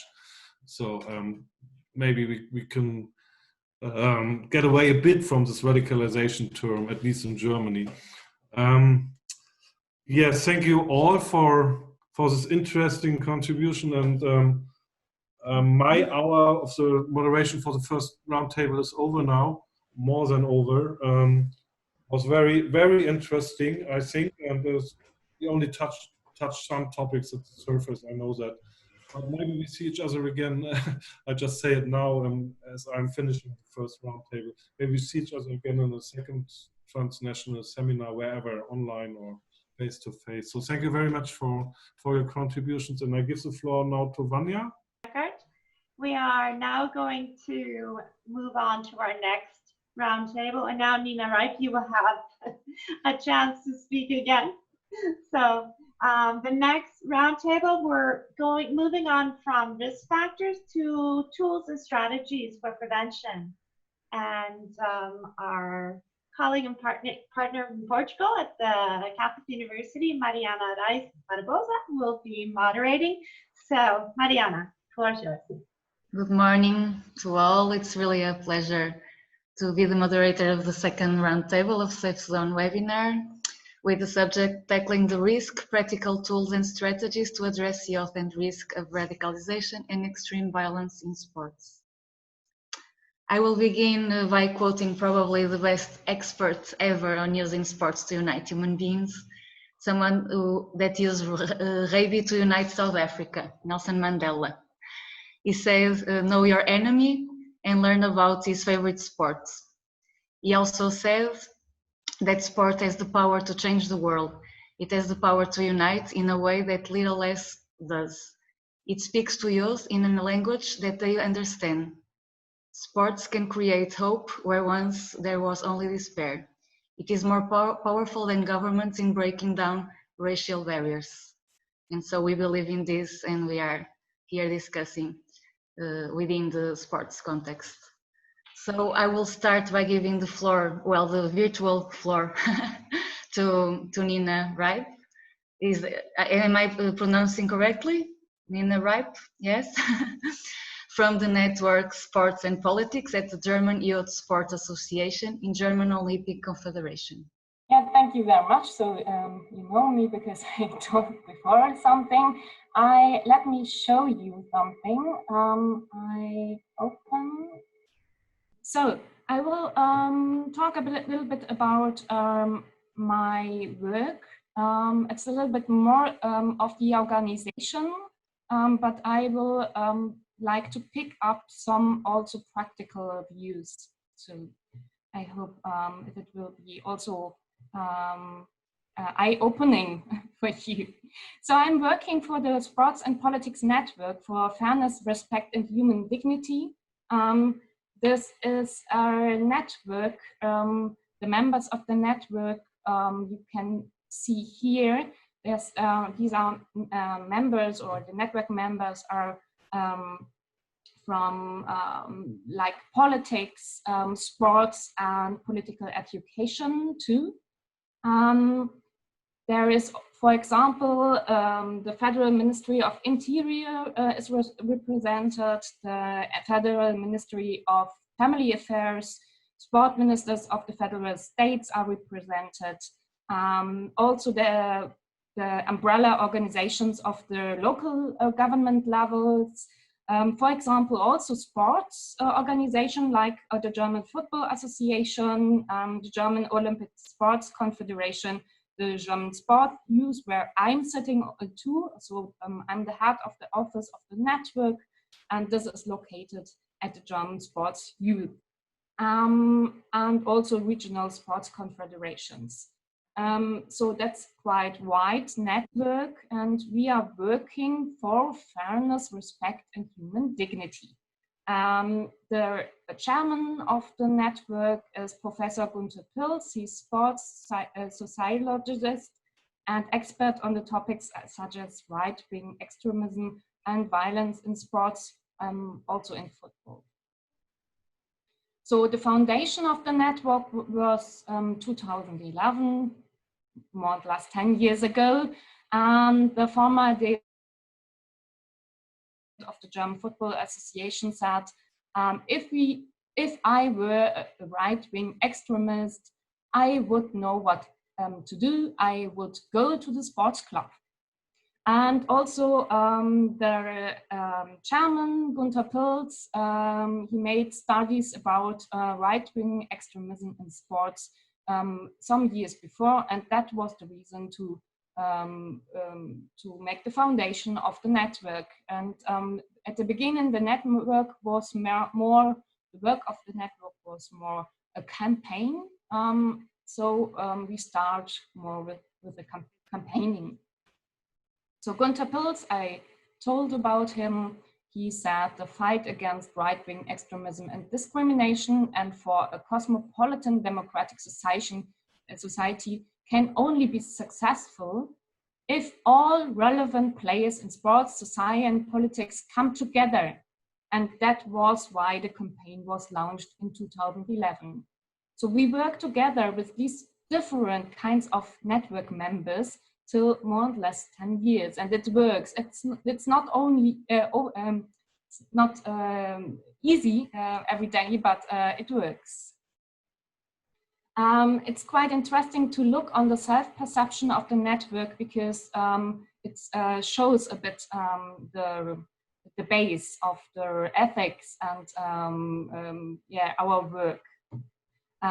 So one member is the German Association of the Society of the Cities and Municipalities, and he said also that it's important to go on a lower level and to communicate about the democratic values as well as respect and fairness on the local level. So you see, we have different views, but also the view on the local level.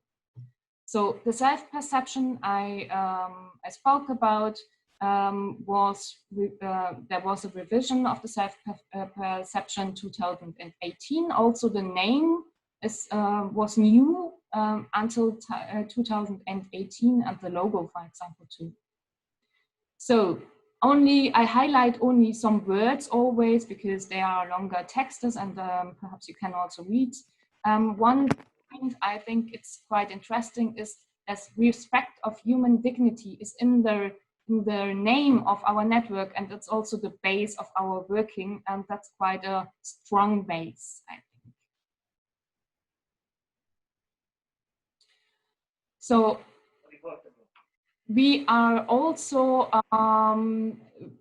as a network, we are networking, it's clear, but we are also exchanging ideas, sharing experiences, knowledge, and taking up impulses. So that's quite our base of working. We are highlighting not only that we are for fairness and we like to work on the base of human dignity, but we say we are not only working against right-wing extremism, so also against misanthropic attitude, and we spoke or highlighted them as words, so like anti-Semitism, for example, but also Muslim hostility. So this is a big point. We are always discussing about sports as neutral. Sports is neutral as term as party politics, but we are always discussing with our clubs and also with our confederation and associations that is not meaning that sports is neutral as like you cannot work against right-wing extremism, or you cannot clearly define your position for democratic working or something like that. So the democratic values, they are not a question of neutrality of sports. So, but this is always a big debate in our region, so in Germany, so that sports is neutral in terms of party politics, not the rest. So, and I said we are team working, so I don't like to highlight it more than that. So we have regular meetings and key topics like protection of municipal officials or mandate holders, and also volunteers in sports from insults or threats or physical attacks. That's a big point at the moment. We have often problems of these problems and topics, and so we are discussing about it, and we are speaking about possibility to work against. And we have also organized, for example, conferences, or we wrote, for example, expertises like handouts, and one handout is, for example, about stress fields. So the big and the negative, the good and the negative points, like Ms. Salma also did before, so I was very happy about it. So for example,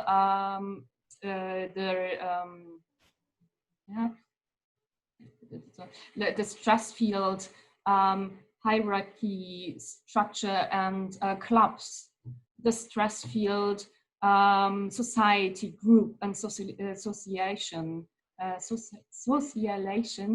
in sports. Or, for example, the stress field between gender, between a body, and self-perception in sports.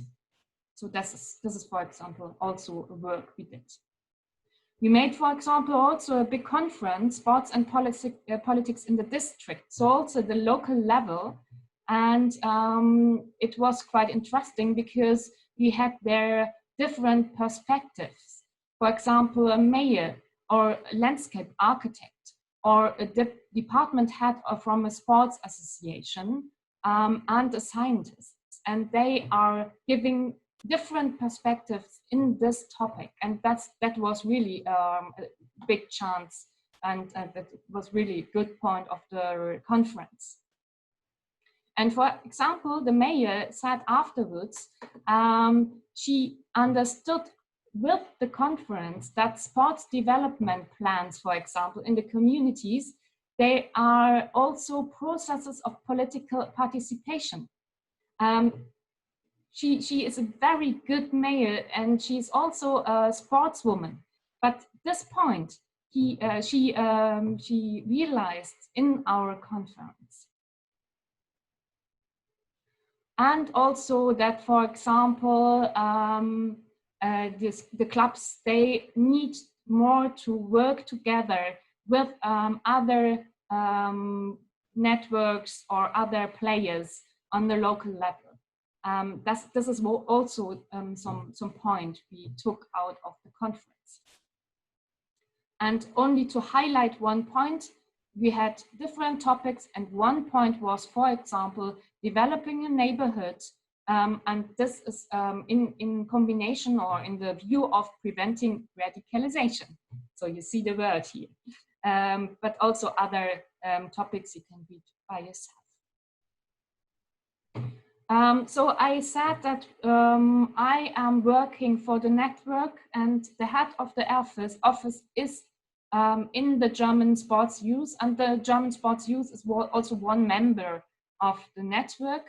And the German Sports Youth as an organization is working too in their fight against right-wing extremism. For example, for this reason, I show you only a few slides about the German Sports Youth work.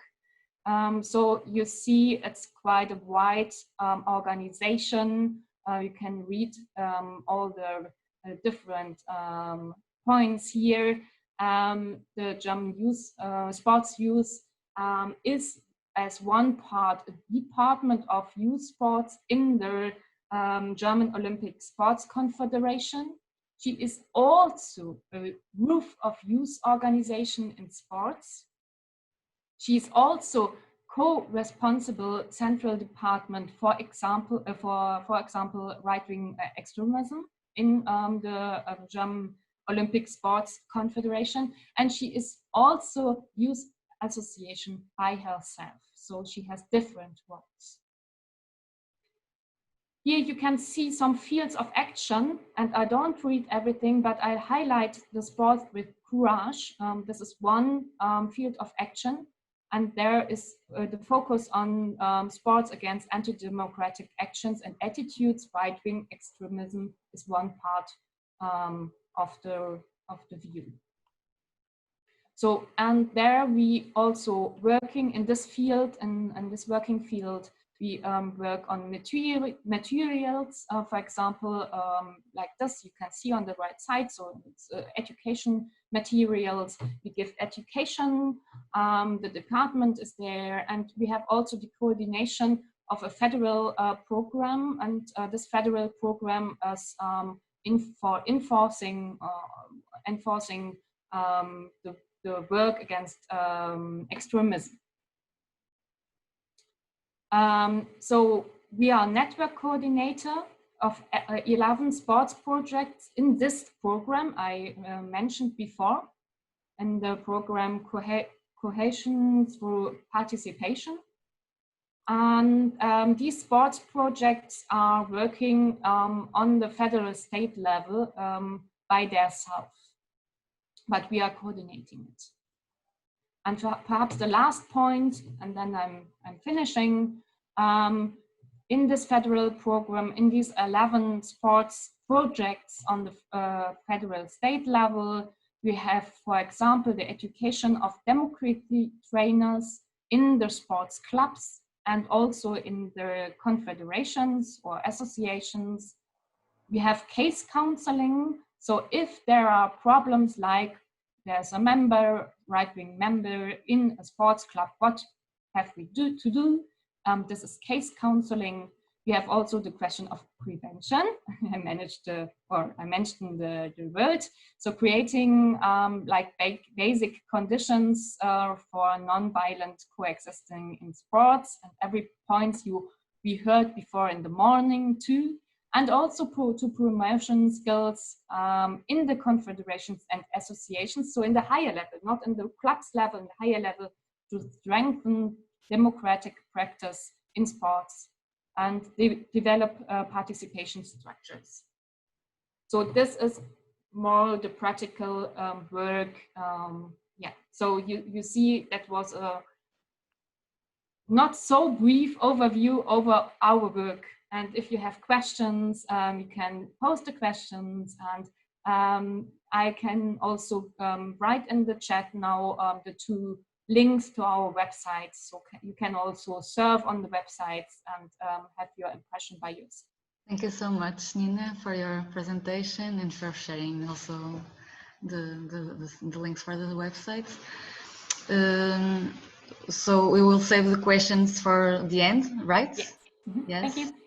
Okay. And so I will now give our virtual floor to Giuseppe Basso, manager of the School for Sport Coaches of the Italian Sports Committee. Hello, good morning, everyone. My name is Beppe. I'm a teacher at the University of Motor Science of Turin, and also I'm manager of the School for Sport Coaches in Italian Sport Committee. And my experience with young people in difficulty developed in Italy in CSI's association, and in Cameroon in Centre de Jeunesse at Balmayo, the capital of the Cameroon in Africa. Do you see my presentation? Yes, a little premise. In Italy, the young people, the adolescents, are one of the groups most at risk cause. Because they are in a delicate phase of life in which they develop their own scale of values, and they are searching of meaning at the same time they are highly influenced and easily manipulated. And so the sport and the school for us represent of the most important element to activate the concrete prevent action, designed to combat the spread of the phenomenon of identity and radicalization among young people. Of course, and control action of sports center that can be considered a risk play should also be standardized starting for the experience of the other countries, such for example as French, and which for years have been experiencing the phenomenon and are implementing prevention policy. As Alessia and Andre Carvalho said before, teacher training is a fundamental aspect and of a project development. We believe that the first fundamental strategic action to prepare teachers and sport coaches, which must be endowed not only with dedication but with competence, and in order to strengthen the social relationship and foster a sense of belonging among young people. Develop knowledge, integrate fundamental values, strengthening social, civic, and intercultural competence, and critical sense and media literacy. The methodology is aspect is very important, it's fundamental. It's necessary to offer young people a quality sporting activity capable of teaching and recognize and remain risks, and make a safer choice and promise a strong sense of belonging, of sharing community and a responsibility toward others. Sport is an effective tool, but must go through an inclusive training methodology and organization of a motivating activity, but also through respect for the rule and play and group living together. As we said before, the rule of the extractor is fundamental to develop the activity of inclusion and integration through, for example, an educational method called no formal. Is a teaching method that completed and integrated and non-replace the traditional teaching and learning methods. No formal learning, which characterized by an intentional choice and of the person. As Professor Marino said, the person must be at the center of the project. In summary, no formal education consists in a gathering of educational practices which are not included in the formal system of education such as sport. Regarding the method generally most used in educational sport are group activities, discussion, role-playing games, brainstorming, warm-up activities, and interactive game and sport lessons. The no formal methodology is the summary in 5 points. The person in the center of the project. The second point, learning by doing. The solidarity. No formal education is based on cooperation and dynamic group processes. Close real life concern and self-assessment. Regarding sport and recreation activity during the training of safe zone instructor, games suitable for age can be offered with the aim analyzing the educational characteristics of the game and not only the technical and competitive component. The game proposed should not involve the use of many equipment and should be easy to understand and apply. For example, the game of dodgeball is very simple, but included many education aspects. In this game is played in 6 against 6, but can you play with 4 on 5 players? The game dynamic resembles those of the most famous poisoned ball or prisoner ball in Italian palla prigioniera. Their goal is to hit all the players of the opposing team with the ball without being eliminated. But this is not important. Very important and most important aspect of the game are educational ones. There is no physical contact, for example. They can play male and female and of different age. Player must pass the ball. That means collaboration, for example.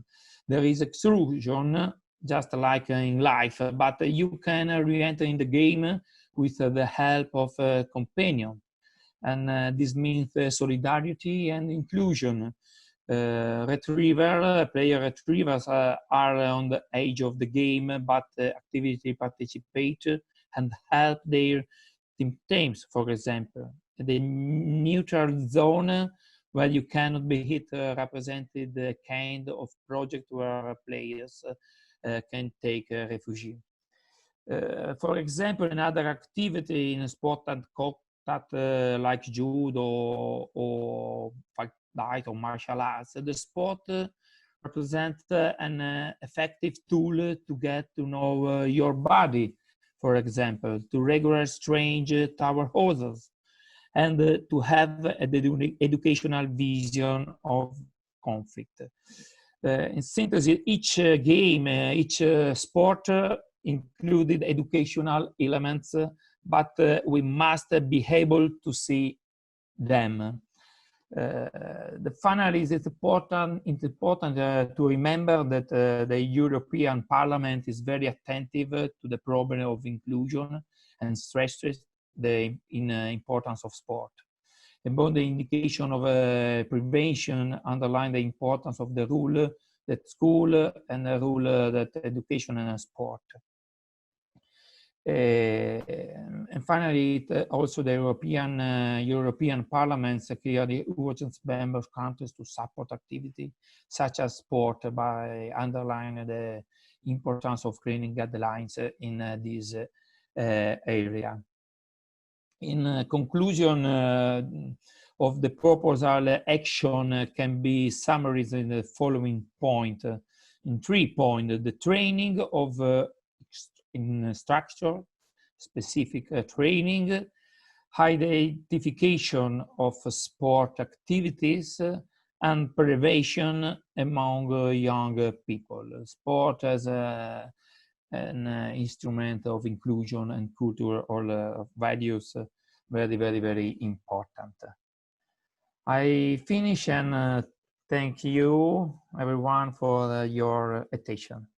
Thank you. Thank you, Giuseppe, for your presentation and for your very specific and concrete strategies. I will now, so questions once again will be saved for the end. And I will now give the floor to, I hope to say it correctly, Istok Vaz, the Vice President of the Sports Association of Maribor, Slovenia.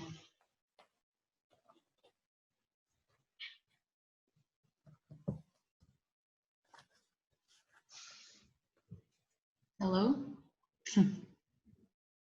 I don't see the video. He is there. He was there. Yeah, but maybe I will change. Yes, the order. I will try to contact him, Mariana. Okay, and so maybe we will now. I will then give the floor to Nuno Ferreira. Nuno Ferreira, rugby coach and coordinator of the project Cercar-te from Espaço T, Portugal. I say it in Portuguese, but Nuno will explain what this is about. Thank you, Nuno. Okay. Thank you. First of all, thank you for inviting me to having me here today. So I will share a presentation with you. Let me just give me just a second. So first of all, let me introduce myself. As it was said, I'm Nuno. I'm the coordinator of this project, the Cercar-te E7G project. It is a project that is run under the Choices program patronage in this 7th generation. But first of all, I want to say I am a coach now, but before being a coach, I'm a youth worker, and before being a youth worker, I'm kind of a social worker. So I work for Espaço T, it's the name of my organization, for the last 22 years now. And I'm running this, I'm coordinating this project for the last 7. And eventually I had to become a coach because it was the necessity of the project that took me there. So first of all, the Choices program, as I said, it's a Portuguese governmental social and digital inclusion funding structure. So it has several goals to, but the first one, it's the promotion of social inclusion for children and young people. And the inclusion of migrants and the kids from the Roma community. As you can see, the program has a national scope. It is sheltered by the presidency of the Council of Ministers, and it is integrated in the High Commission for Immigrants and Intercultural Dialogue, and aims to promote the social inclusion of children and young people for more vulnerable social economic context, particularly the ones descendant of immigrants and ethnic minorities, like I said, from the Roma, the Gypsy community, the Roma community, with a view to equal opportunities and enhancement of social cohesion.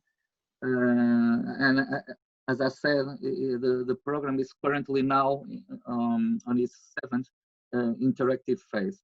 So our project, Cercar-te project, started during the 5th phase of the program. So it was 2013, 14, and 15. then we have to apply again, and we were accepted again for the sixth generation of the program, so 2016, 17, 18, and we apply again for the seventh generation, and we were approved. So we are financed until the end of this year. So this is kind of a problem because every now and then I have this very big dark cloud over my head because I don't know if the program, if the project will keep going on, if I will have the money to another 1, 2, 3 years of the project. But that's the problem with all this financial project, right?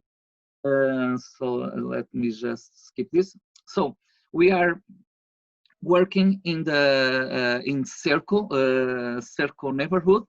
It is a poor neighborhood, a poor area managed by the municipality, and it's traditional for the last 30 years. It is connected to heavy drug trafficking and with a lot of social problems around there. So the level of unemployment is very high. The level of the school dropouts, early school dropouts, are very high. Now this community has a lot of people that was settled there from the Roma community. So at some point there was also some tension between the autonomous people, the autonomous community, and the Roma community, and even between the Roma community, because we have like 3, 4 big families, and they don't get along very well from time to time, and so that's adds up to the reality of this area, and we estimate more or less 7,000 people inhabiting that area. On the other hand, within the project, within our group, we are year after year presenting very good school success rates.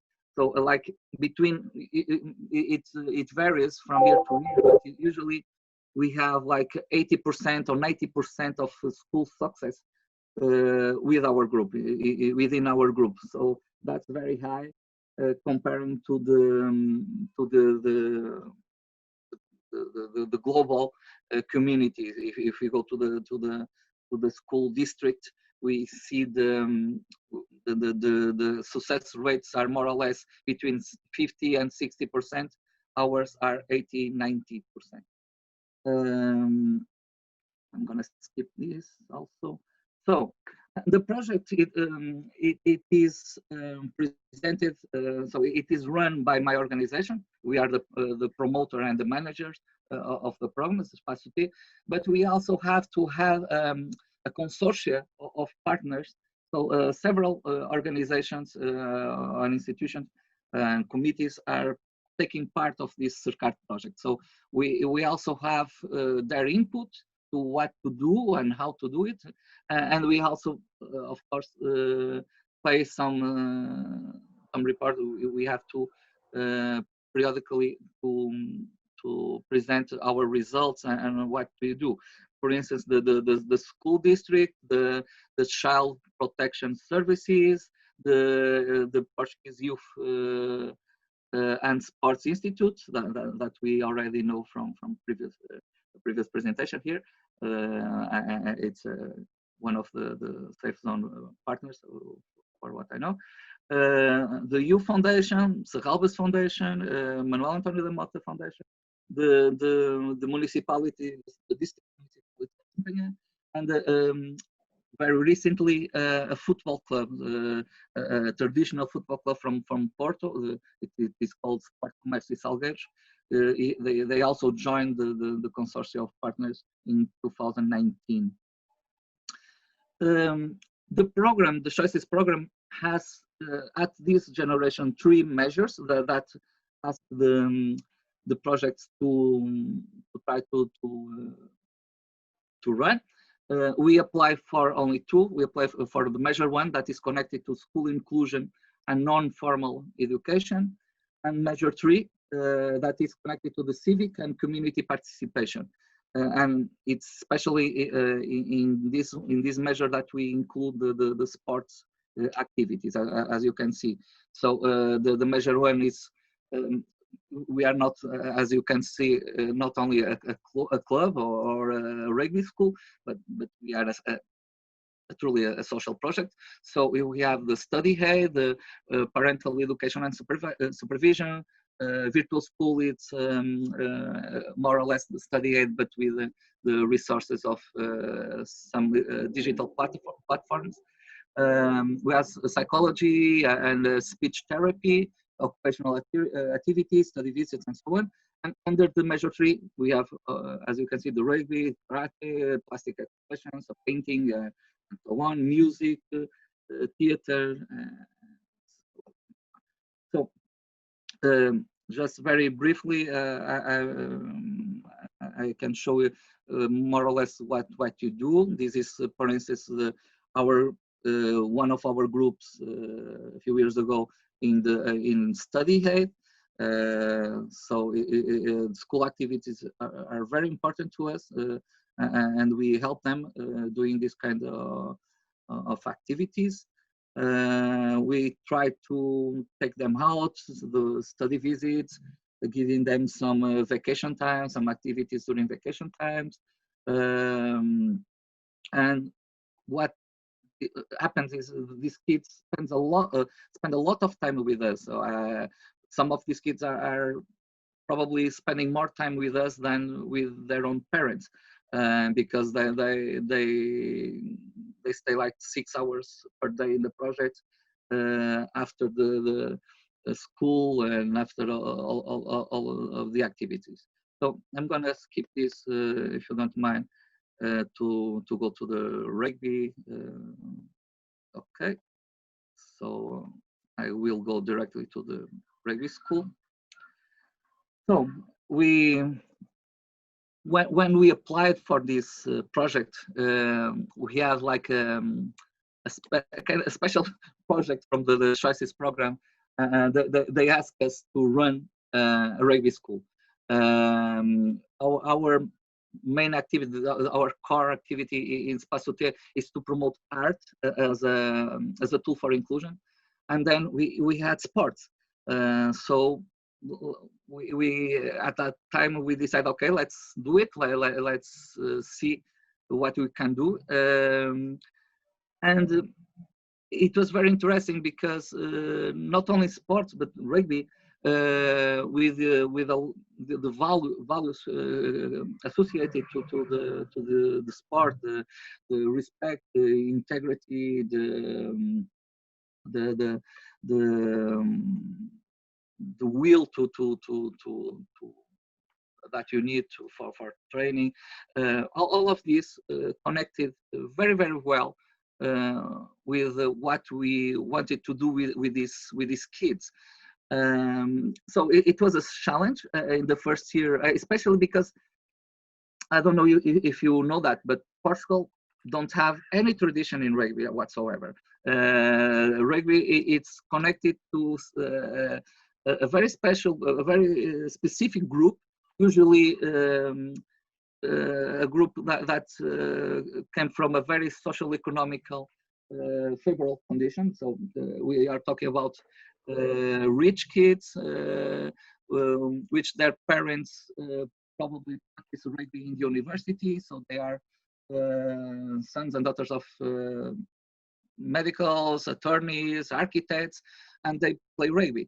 So taking this kind of sport and starting developing in a very poor community, it's a challenge just because of that. Especially because we are in a area very near the Dragon Stadium, where Porto, the soccer team of Porto plays, and so these kids, if you talk to them and with their parents about sports, they will say soccer, football. They want to be the next Ronaldo. So presenting them all the shaped ball, play with their hands, with contact. It was very, very strange. But they took it and they accepted it really, really nice. One of the things that surprised us the most, it's for instance, the level of participation by girls. Our teams are mixed, so we have boys and girls playing together. The sport is mixed until the under 14s in Portugal.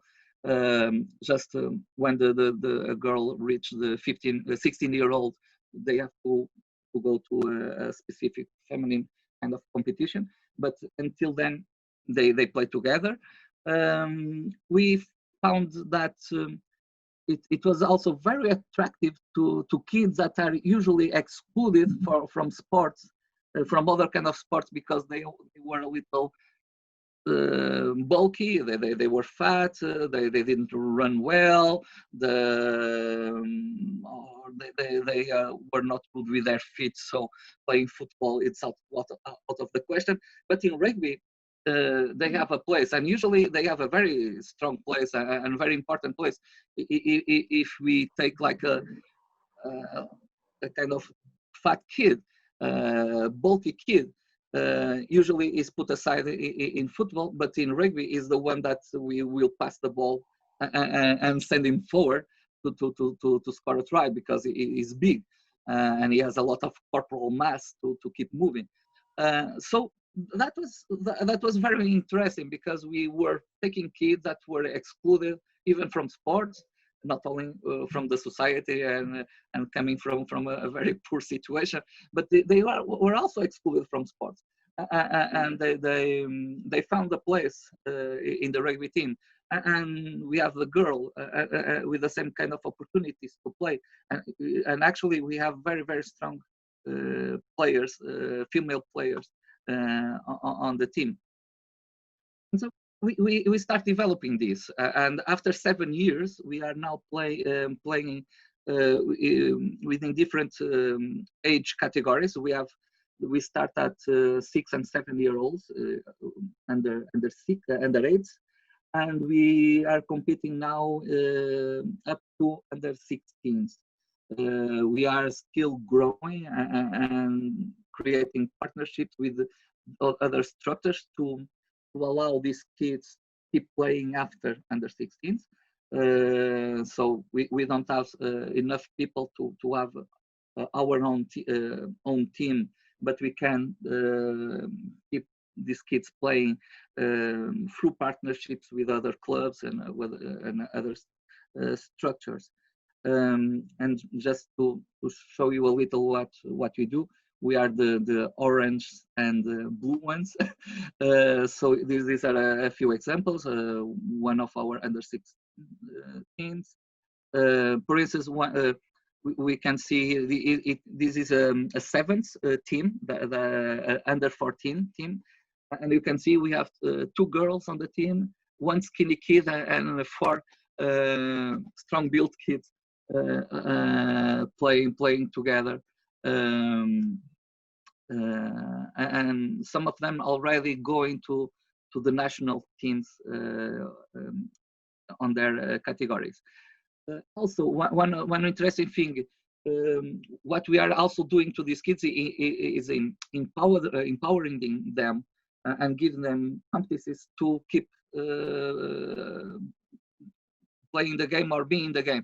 For instance, this kid had an injury on his shoulder at some point, and he decided to stop playing. He doesn't want to play anymore, and then we empower him to become a referee.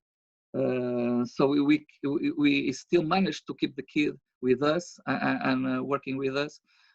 Also, we had some of these older kids now presenting themselves as assistant coaches. So at this point, I have an 18-year-old boy that played with us until up to last year, and now he's my assistant coach.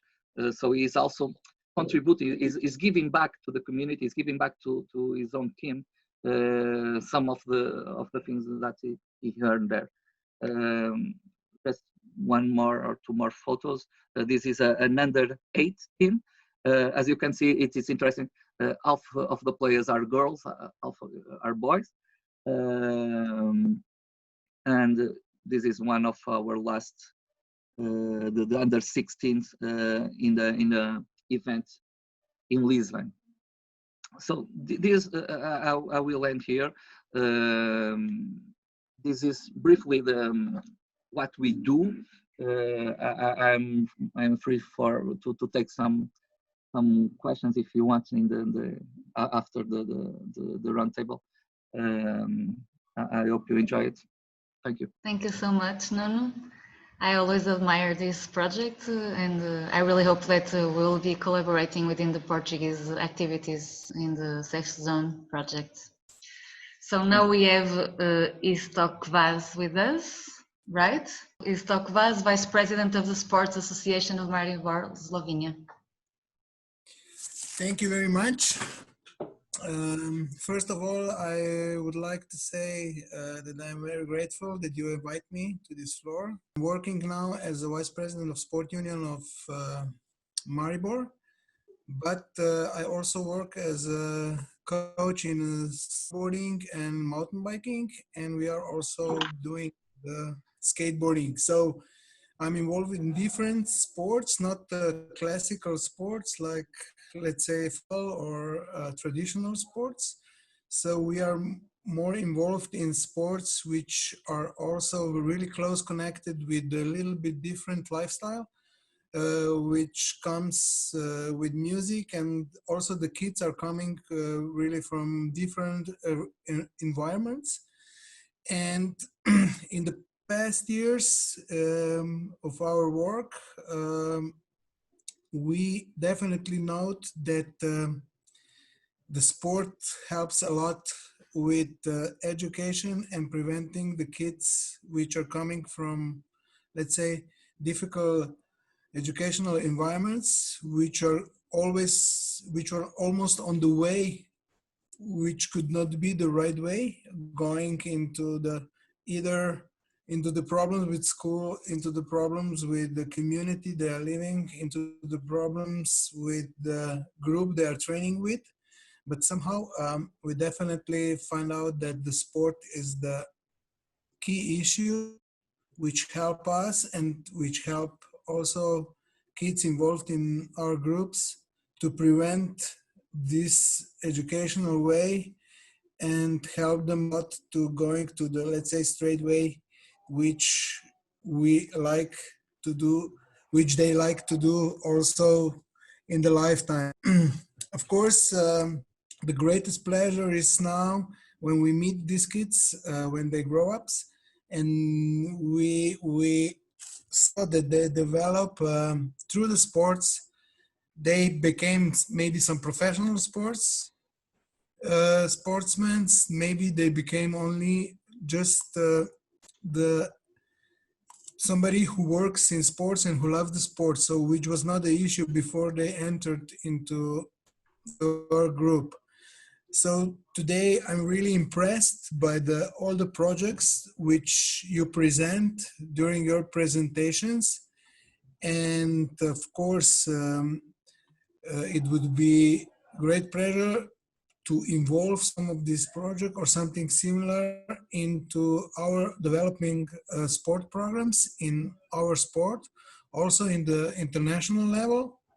I'm quite sure that the environment changed a lot in last, let's say, 5 to 10 years.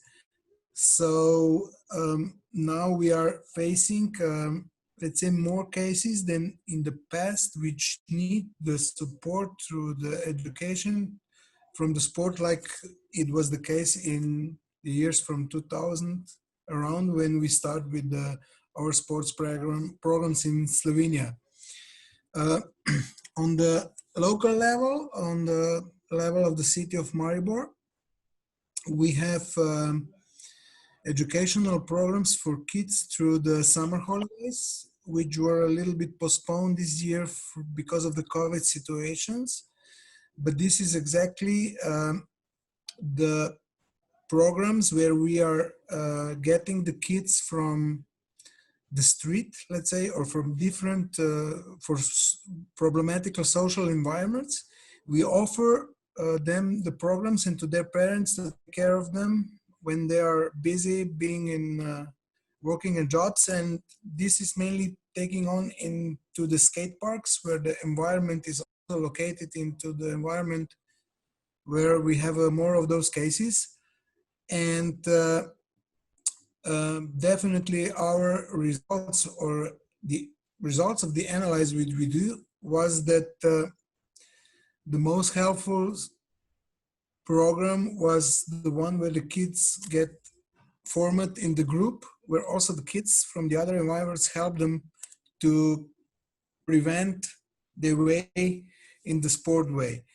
So I wouldn't say that results or the goal to make the kids like to push them to be the best in their group is the right way. So we choose the way that our kids are mostly together in the environment, which is not pushed by achieving the high definited sports programs. If we see that we have kids like this, we transfer them to the other levels in our clubs, which we have, which are more connected to the professional levels. So on the basic level, we are staying and supporting the kids to develop their skills, to connect with other kids, to solve the problems. We have also some programs working with social workers from school and parents from these problematic kids together.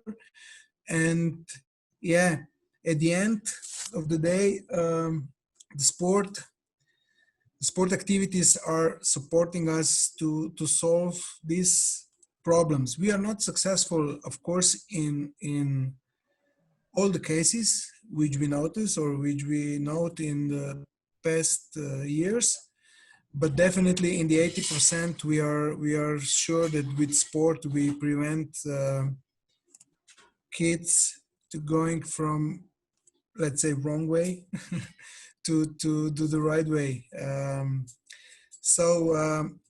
I will definitely take advantage of some cases from your presentation.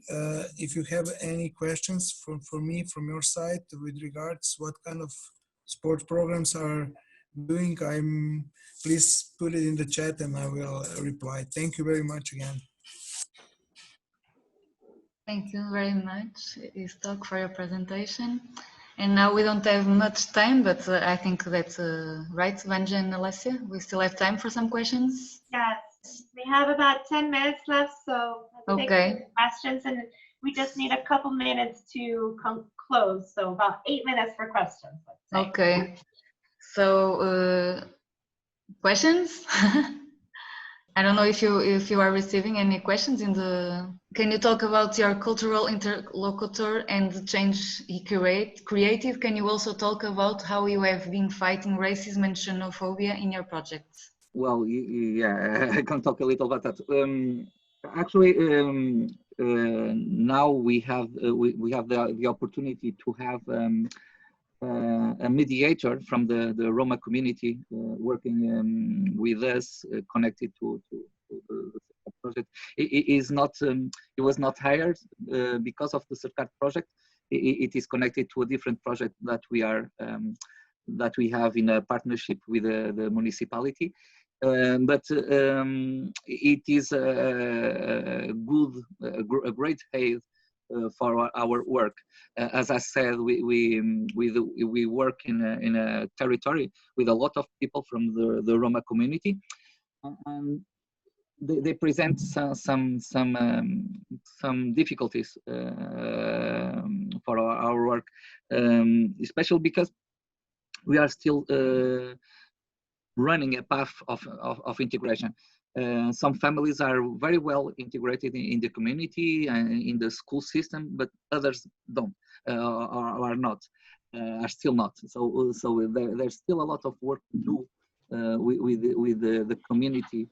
And and that's interesting because a lot of these families already understand the necessity and the importance of, for instance, a school education in the future of their own kids. But other families just, no, we don't need school because we are we sell on this in these markets, so we don't need school. We are nomads. We are selling in today in this city and then go to the next, and so and we have work, so we don't need school. So, trying to create a dialogue and make them understand the importance for the future of their own kids, the importance to be in school, to be integrated, to participate.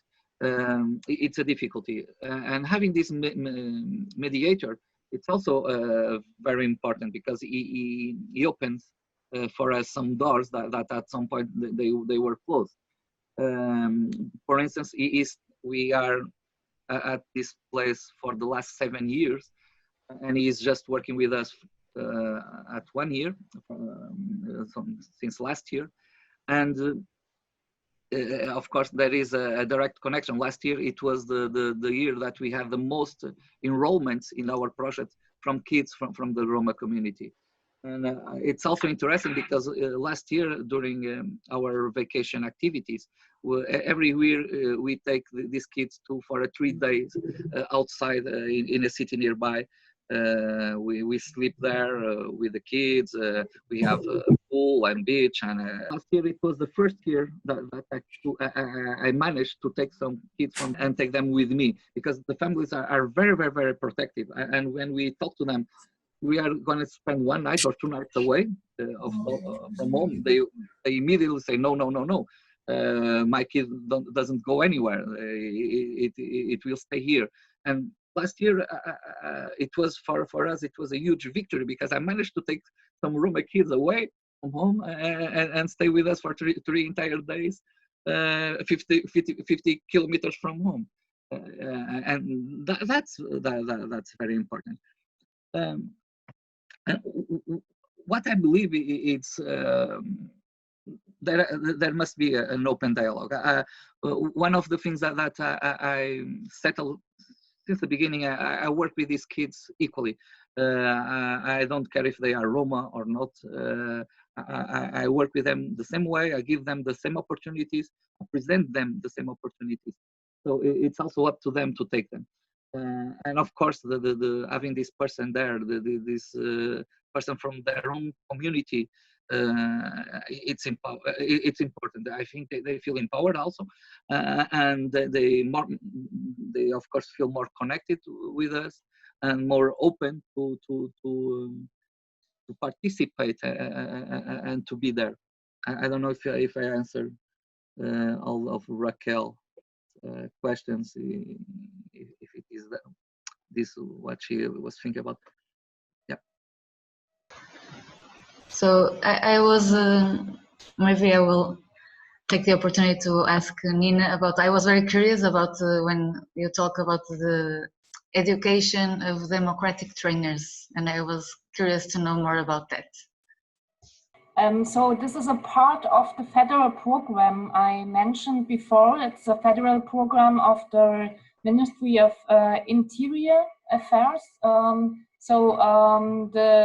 program is focused to train or to educate persons in organizations, civic organizations in Germany. So you have, for example, sports, but you have also so, Mr. Müller-Bachmann, perhaps you can help me, THW, Technischer Hilfsdienst.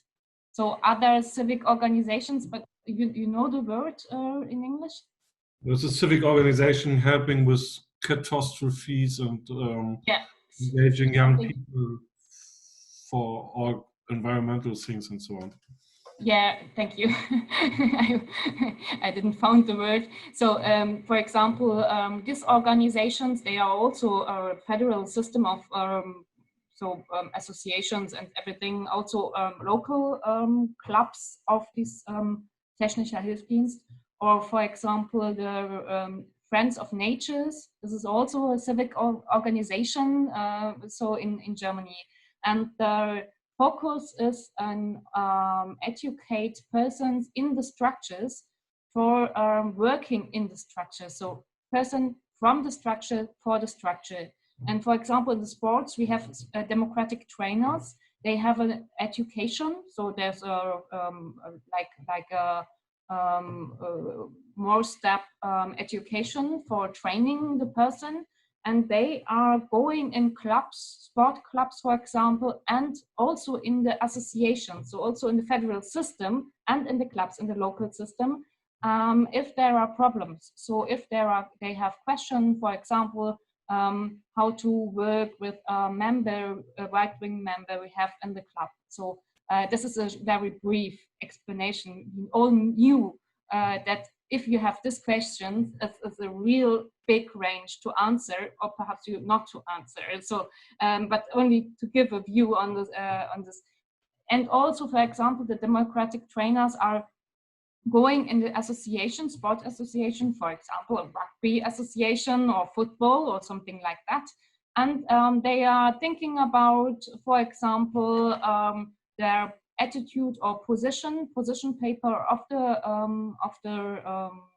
club, for example, and to work on this. So you have on one side, if there is a case management, and other side, you more the question of prevention or to working on something like values and everything else in the associations. And we have these democratic trainers in sports in these 11 sports projects. They are working on the federal state level, so and then deeper in the clubs and in the local areas. So we are coordinating in the German sports youth, and then you have these different projects, but they have all these democratic trainers. Analysis, should we finish? Yes. We're now technically up with our time, but I think I'm verifying we can stay on a few more minutes. So just a couple of technical things. One is that tomorrow you will be getting an evaluation form, so please complete it. That is important for the EU. They like these things. And the other is for all of the presenters who prepared PowerPoints. Does anybody have an objection if we put it on the project's website, which is safezoneproject.eu? Anybody? Is that okay with everybody? Maybe it's easier if people object, if anybody has an objection. If there are no more questions, does anybody have any more questions or comments? Okay, then I would just like to wrap up really quickly. I know that our time is up and we've been sitting here for a long time.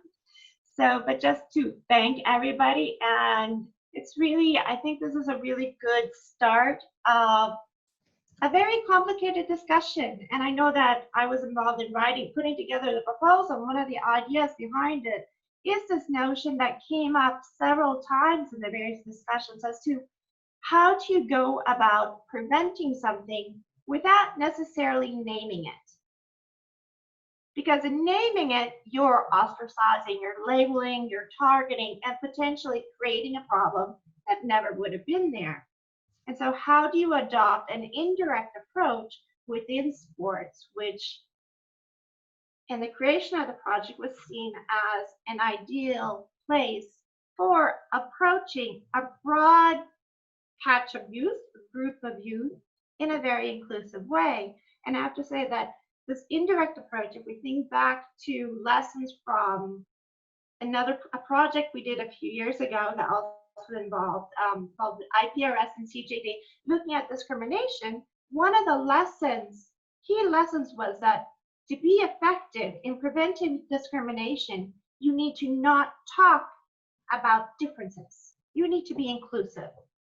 And that seems to be one of the key issues that's also come about here. It's creative inclusive space, and perhaps creating spaces where you can talk about things that you cannot talk about in other settings. Politics was mentioned. Okay, can you talk about how do you include right-wing extremism within sports?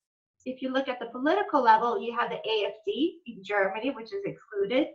If you look in Sweden, that's where I am right now, you have the Swedish Democrats, which are right-wing, and they're excluded from the political discussion. For a long time, the other political parties refuse to talk to them. So if you have these settings, how does that play out in the sports arena, especially when you have not just the athletes, but you also have the the parents and the broader community.